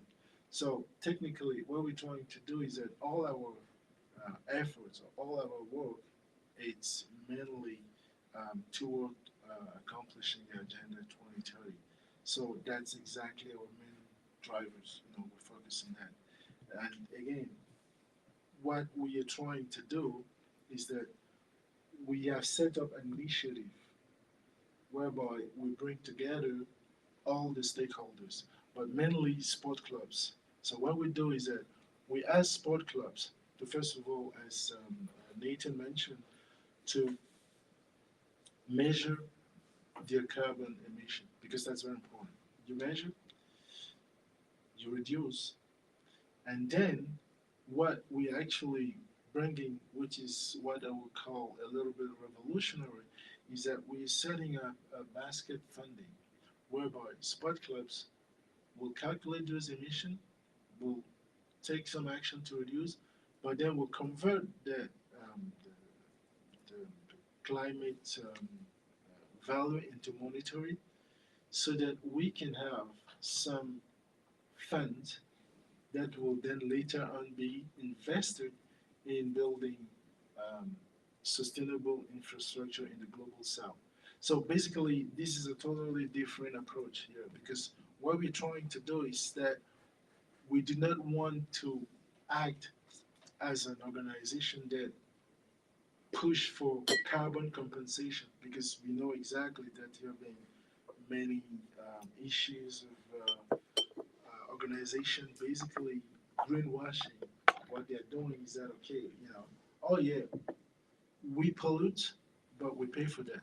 That this is not exactly the approach. So in the sport industry, what we're trying to do is that we want to have sport clubs to be responsible, to measure, to reduce, but in the meantime, to find to compensate also by financing some project. Now, why the global south? Because I think that the reason behind that is that, first of all, we want to address an issue here, which is what I would call ecological equity. So, in a sense, when you have clubs in the global north, who are going to compensate their carbon footprint, and investing in the global south, it's just because for me, it's clearly part of ecological equity, because you know very well that the global north pollutes more than the global south. That's the first thing. And secondly, the global south, because of its forests, the largest forest that we have basically in the Amazonia, the Baston Congo River, or the Southeast Asians, the forests have the capacity to sequestrate the CO2. So that's very important. So for us, it's not about charity. It's not about, again, not providing to the South, but it's just in line with what we call um, ecological equity. So that's the first reason why we believe that if sport clubs can actually come together, fund the activities with, of course, other stakeholders, and then we can actually reach these. We can have, how to say, a positive contribution to carbon, as opposed to greenwashing, what is actually, in some cases, the trend. So the second part is that it's the second thing that you have to understand in this initiative that we're having is that it creates a kind of circular economy, because what we do is that the money being raised will build sport infrastructure with recycled material. Now, you know already the effect of plastic use in the world. It has been creating a devastating effect. I mean, the figures regarding plastic, they are really astonishing, because UNEP believes that there are about 1.8 billion metric tons of GHG emission only on plastic. And so that is the plastic industry. I mean, pollution represents about 3.4% of the total global of emission. So if you consider that in many countries, usually the plastic is being burned and then it all goes to the atmosphere, that's very problematic. So the idea here is to have local community collecting this plastic, and then with some local NGOs and partners, we will transform and manufacture them into artificial turf. And we can also create some, build them some infrastructure with recycled tire to manufacture some um, floor cover for basketball court, etc. So basically, we're working here on really upcycling. And then the third advantage about this initiative is that by so doing, actually, you create also the opportunity for the clubs in the northern hemisphere to basically rely and to ensure that the perennity of the sport is there. Now, you can imagine yourself, when you're watching soccer and look at the Champions League matches. To be honest, if you could see, imagine Champions League without players from Africa or South America. So, it will be a totally different competition. So basically, I think it's more a give and take as well, because it fits very well, but still with the idea of diversity, inclusion, and peace, because we can actually, the clubs will benefit from having those infrastructure and ensure that they can indirectly raise the new generation of great players who will illuminate the stadium. So that's how it works basically. So we engage clubs, and again, the initiative it's not just about sport clubs. It's about sport clubs. It's about fans. It's about the manufacturers of plastics. It's about the civil society. It's about local authorities. So it's really a big coalition of partners that we are trying to work together in order to deliver those results expected. And then, of course, as I said, the funding that are being generated will be reused in order to build those facilities. So, what we're trying to do at Climate Neutral Sport in collaboration, I just mentioned already, of course, we align with the SDGs, the Agenda 2030, and then we have, of course, as you can see, an extensive network of partners, um, ranging from sport stakeholders, private sectors, as I said, manufacturers, and civil society, like like the Green Earth Action Foundation, to discuss, to exchange, and then to collaborate, and then of course with the local authorities. So the idea is to build, as I said again, a huge coalition, and then we can really move forward. Because I do believe that it's a collective work. We cannot really work on our own. So that's pretty much the short presentation that I had prepared for you, and I will welcome your questions and comments. Thank you very much. Thank you very much, Chris. Very good presentation. I think it's also very interesting to see how this topic also applies to field we would not really think about in the first instance. So this is really a plus. Once again, many questions from people online. Maybe the first one we could go with is those CNS plans to collaborate with local communities in developing countries, and how could this be put in place considering the challenges these countries are already facing? Okay, thank you very much. So basically, for a start, we've already identified 2 pilot countries and 1 sport in particular, football. Because again, climate neutral sport, targeting all the sport community. Because as I listed all the sports who are emitting a lot, ranging from football, basketball. So we've already identified 2 pilot countries. One in South America, that is Brazil, and another one in Africa, which is Cote d'Ivoire. So you're right to mention that it's not, challenging situation. However, there are already a lot of NGOs working, especially in collecting all the plastic waste, working, building capacities. There are already some initiatives, so we want to leverage on those initiatives with the help, of course, of other partners that we are dealing with in order to move forward and to really accelerate the process. So we want first, of course, to start with those 2 countries, and then, of course, eventually we will replicate and then extend progressively to others. Thank you very much, Chris. I believe we have a second question which could be related with this one. Would be, what are the examples, or what could be the example of the provision of sustainable infrastructure for future generations in sports? So I believe this question is asking for concrete ideas of how we could provide future generations with sustainable infrastructures, what these infrastructures would be, and what this would imply. Okay, that's a good question actually, because now sustainability has gained momentum in the sport industry, and because it was not the case, some years ago, and sport actually was still, the sport industry was still trailing behind.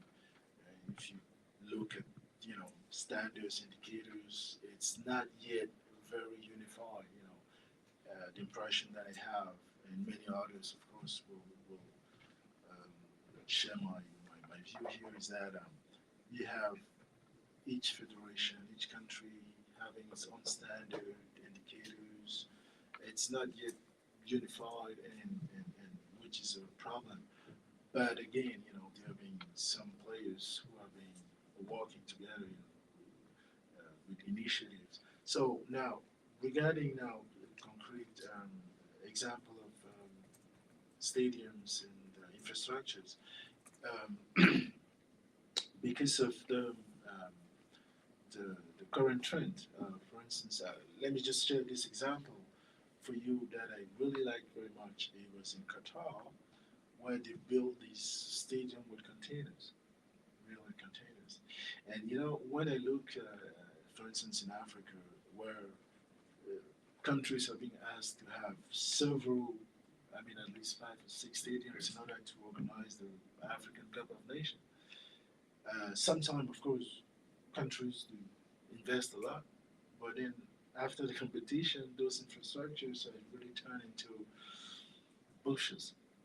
Now, how do you do? And this, for instance, that example in Qatar was really great. And then I thought, yeah, because it takes about 2 years to organize one competition to the other one.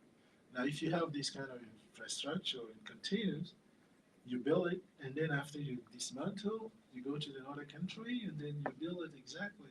So those are.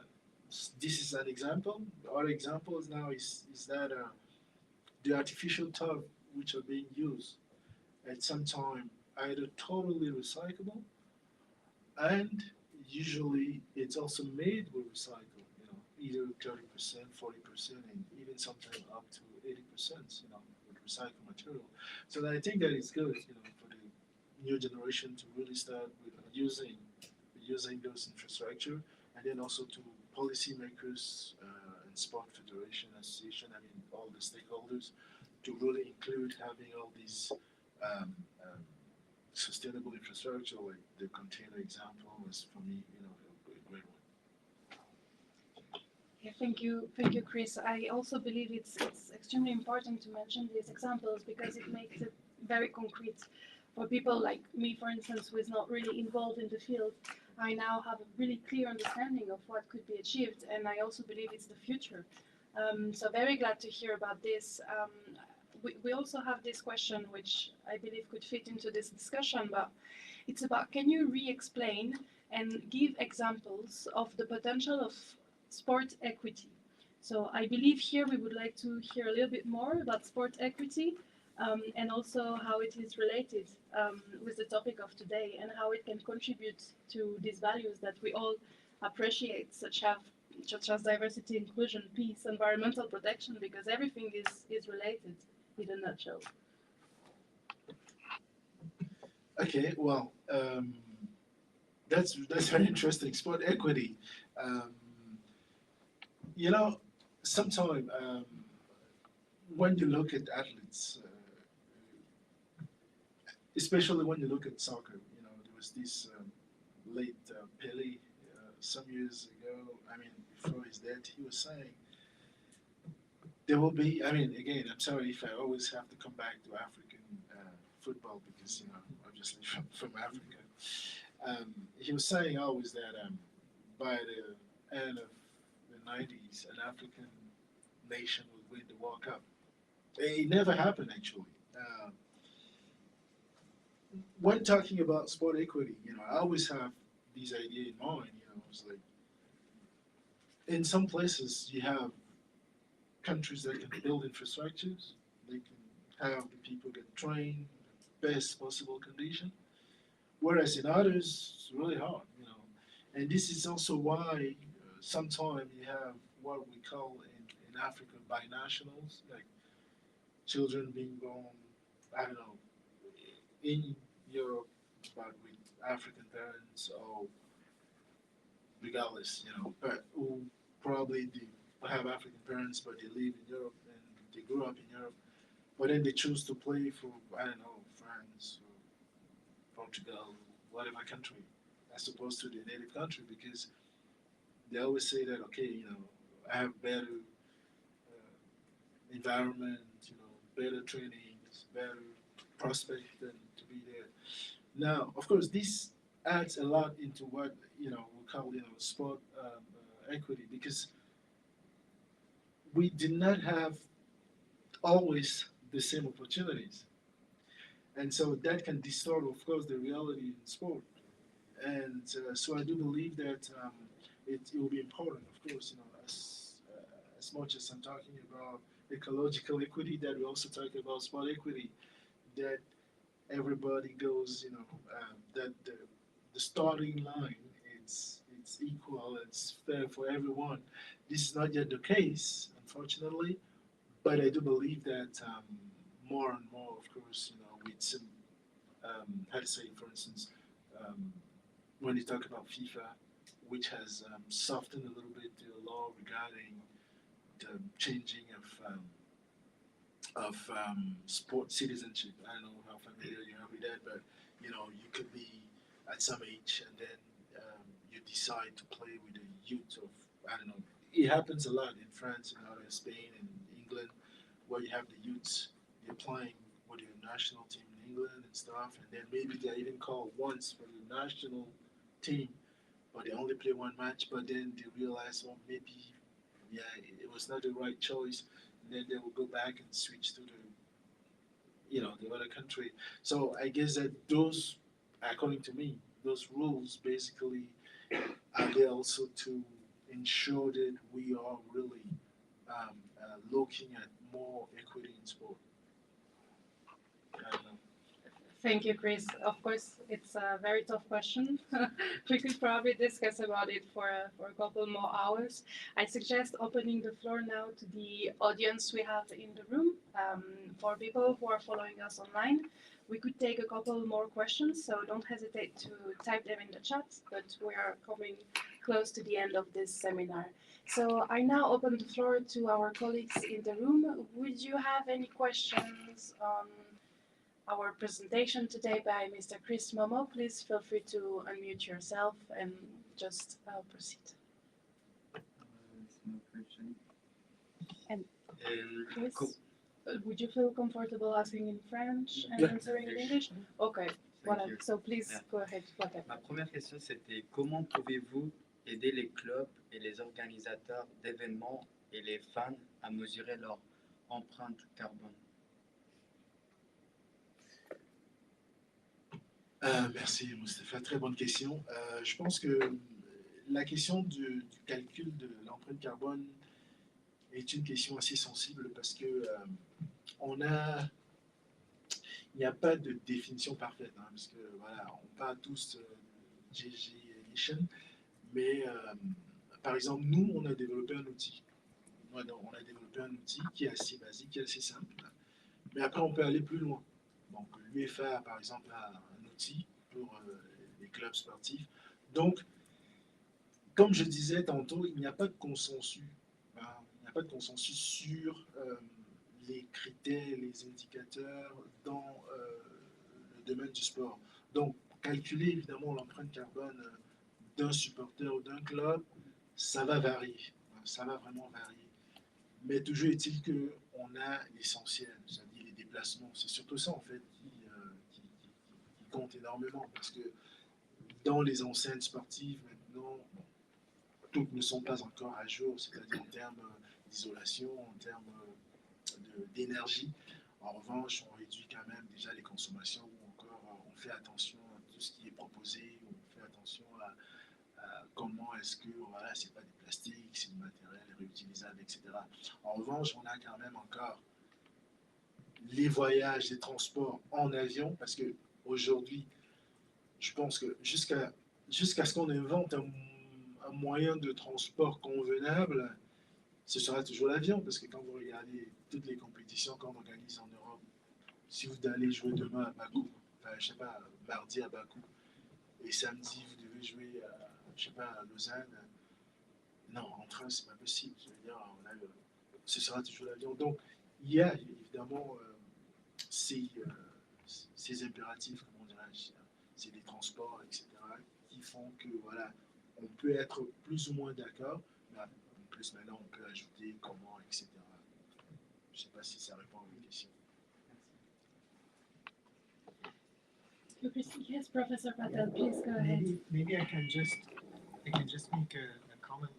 Since I have so many gray hair, I followed also the discussion of LCA for a longer time, life cycle assessment.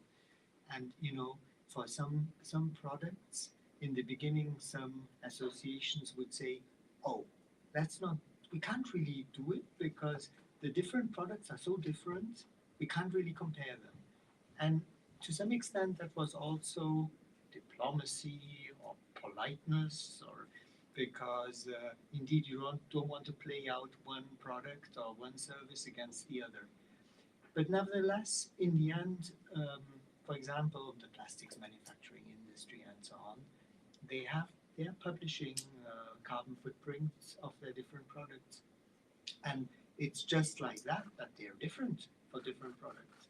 And I think somehow that's maybe also something which will come. And honestly, personally, I would be actually very interested in some carbon footprints of different types of sports. Of course, this is not necessarily your role, but I think it's part of it, and maybe not only of professional sports, but also of laid-back private sports. You know, what is a good way? I guess I like swimming, but probably it's not the best, you know, compared to just jogging somewhere. So I think there would be some work to do there as well, which speaks not only to professionals, but maybe also just to the private person. Thank you. Yes, thank you, Prof. Patel. There are actually some good initiatives regarding the mapping of sustainability issues in the sport industry. So I guess there are, for instance, the global sport benchmarking standards. You know, they are working into identifying various sports and federations and clubs, events organizers to really come up with some data because you know they have been evaluating already a lot of organizations, so they can pinpoint you know where exactly there are the gaps, and because you can come up you know with the evaluation, you know your measurements, but then if it differs significantly from another, let's say you're a sport club with another one, then there might be a problem. But then, you know, there are some organizations that are already working on, and then based on the large assessment, they can already figure out that, okay, you know, probably there's something not exactly right in your calculation. And I think that we are actually moving toward that. Thank you, Chris. Let's now give the floor to colleagues in the room for questions. We could take maybe 3 to 5 more, and then we will conclude the seminar. Please go ahead. Est-ce que Climate Neutral Sports a les moyens et lesquels pour obliger l'organisation des futurs Jeux Olympiques à limiter leur émission de CO2? Non. Non, justement, non, on n'a pas les moyens. Et en plus, c'est pas vraiment, comme j'ai dit, notre cible, c'est surtout les clubs sportifs et les supporters. Donc, les supporters des clubs. Donc,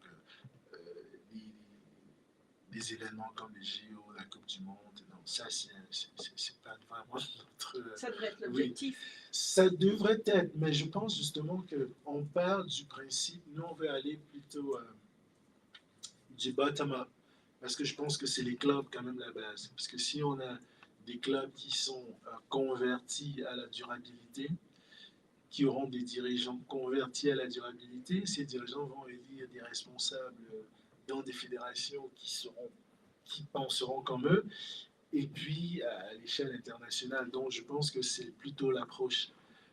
C'est-à-dire que voilà, c'est-à-dire qu'on va progressivement d'abord les clubs, ensuite on pense que les clubs éliront des personnes qui pensent voilà, durabilité à des fonctions au niveau des fédérations à la fois nationales et internationales, et puis évidemment elles pourront influer sur la direction à donner justement dans des grandes compétitions, parce que aller directement je pense que c'est l'approche que nous privilégions, c'est-à-dire qu'on commence par les clubs, ensuite les clubs au niveau des fédérations nationales, internationales, et puis après travailler avec, et ces personnes travailleront avec les organisateurs, les membres du CIO, et puis tous ceux qui sont impliqués dans l'organisation des JO. C'est l'approche que nous avons choisie. So are we having any other questions in the room?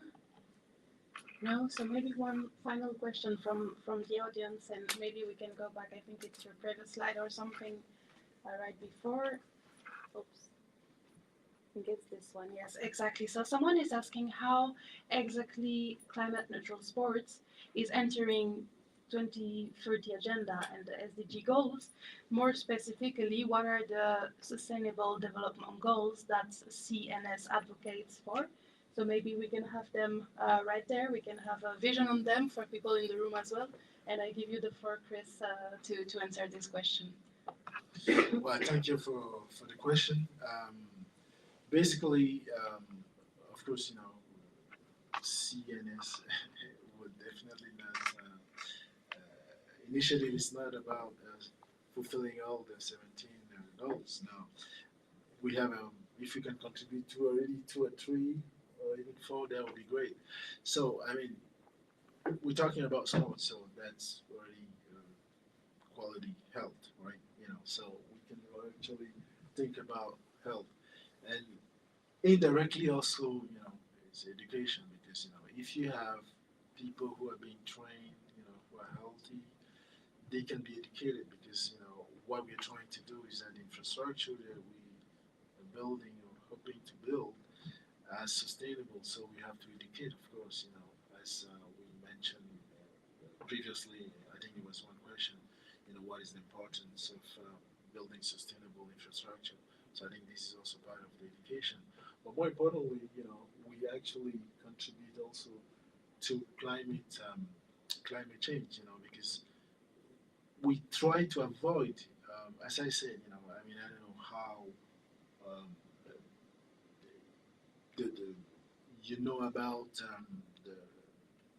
the use of plastic waste in, especially in Africa. You know, I was talking to Prof. Patel that I was somewhere last year, and people literally burn the plastic, you know, and you can imagine all the effect. So the idea, of course, you know, is to recycle them and then to transform them into sport infrastructure. So somehow we reduce also the pollution, but at the same time, you know, we make sure that the climate, it's, I mean, we're reducing the CO2 emission. And of course, you can talk about marine climate, you know, our oceans, because the plastic sometimes are being dumped in the oceans, which is also kind of damages the submarine. And then, of course, you know, we're cooperating, you know, partnering with other stakeholders, other like-minded people, smart organization. I mean, the whole initiatives, the whole how to say network of climate people of climate concern. So I think that's pretty much what I can say about our strategy or approach, you know, in line with the SDG. Thank you. Thank you, Chris. And Nathan, please go ahead. Should you want to complement anything? Oui, merci. J'ai juste une question peut-être finale pour ouvrir le débat sur quelque chose de plus large.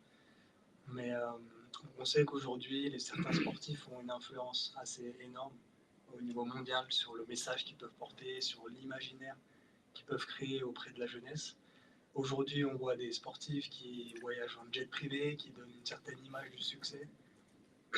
Qu'est-ce que vous pensez de ça? Est-ce que vous pensez que c'est pas aussi les joueurs et les sportifs qui se doivent de passer un message fort et qui se doivent de changer, eux, leur mode de vie et de consommation?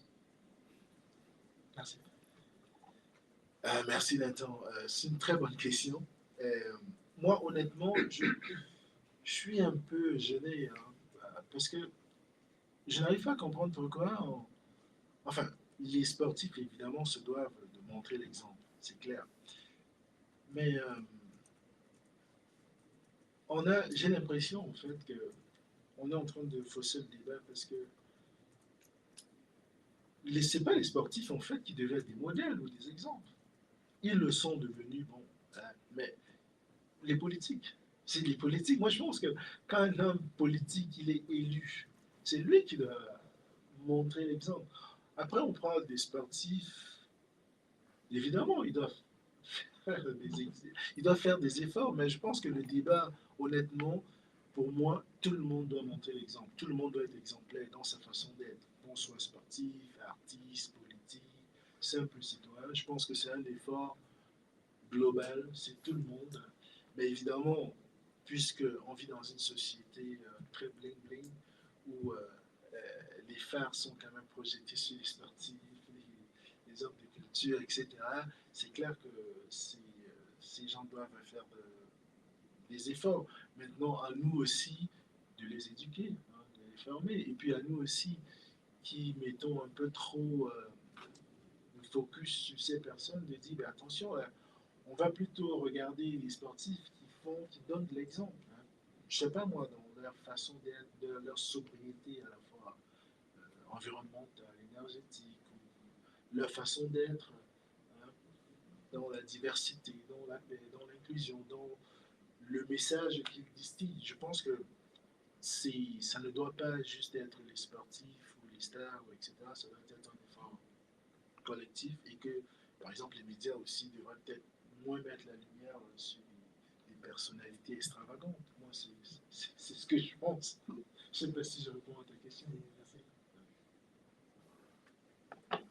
Thank you, Chris. I think it's a beautiful mot de la fin, as we say, a beautiful conclusion to this seminar. So with that being said, I think we don't have any more questions online. In the room, this is your last chance to ask any question. Okay, seems like we're good to go. So I would like, on behalf of the Green Earth Action Foundation, thank again all our speakers. It has been a real pleasure and honor for us to have you there with us today.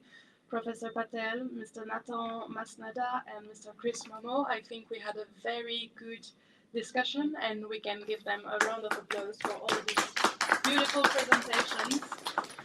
I think for the Green Earth Action Foundation, what remains after this seminar is the urgent need that we have to raise awareness about this topic, but to also show that we can, as citizens, as individuals, also feel concerned by the topic and also take action. From Professor Patel's presentation, in which we had really the numbers, the facts, and also the solutions, from Nathan's presentations, in which we saw what we are doing in Geneva. I believe some of you are not really even aware of these initiatives, because also the UN and the international sphere is very closed sometimes, despite of being the United Nations. So I think it's great to put the light on these initiatives. And Chris, it's also a pleasure to hear that fields like the one of sports can be included in this debate. And thank you also for pointing this and for bringing this on the scene, because it's extremely important. And despite all the challenges that we will all encounter on this way, I think it's great that we all are conscious and aware of what has been done and what still needs to be done. So thank you so much once again to our speakers. Thank you to all the participants who came here in Geneva. Thank you to our volunteer for the great help in setting up this event.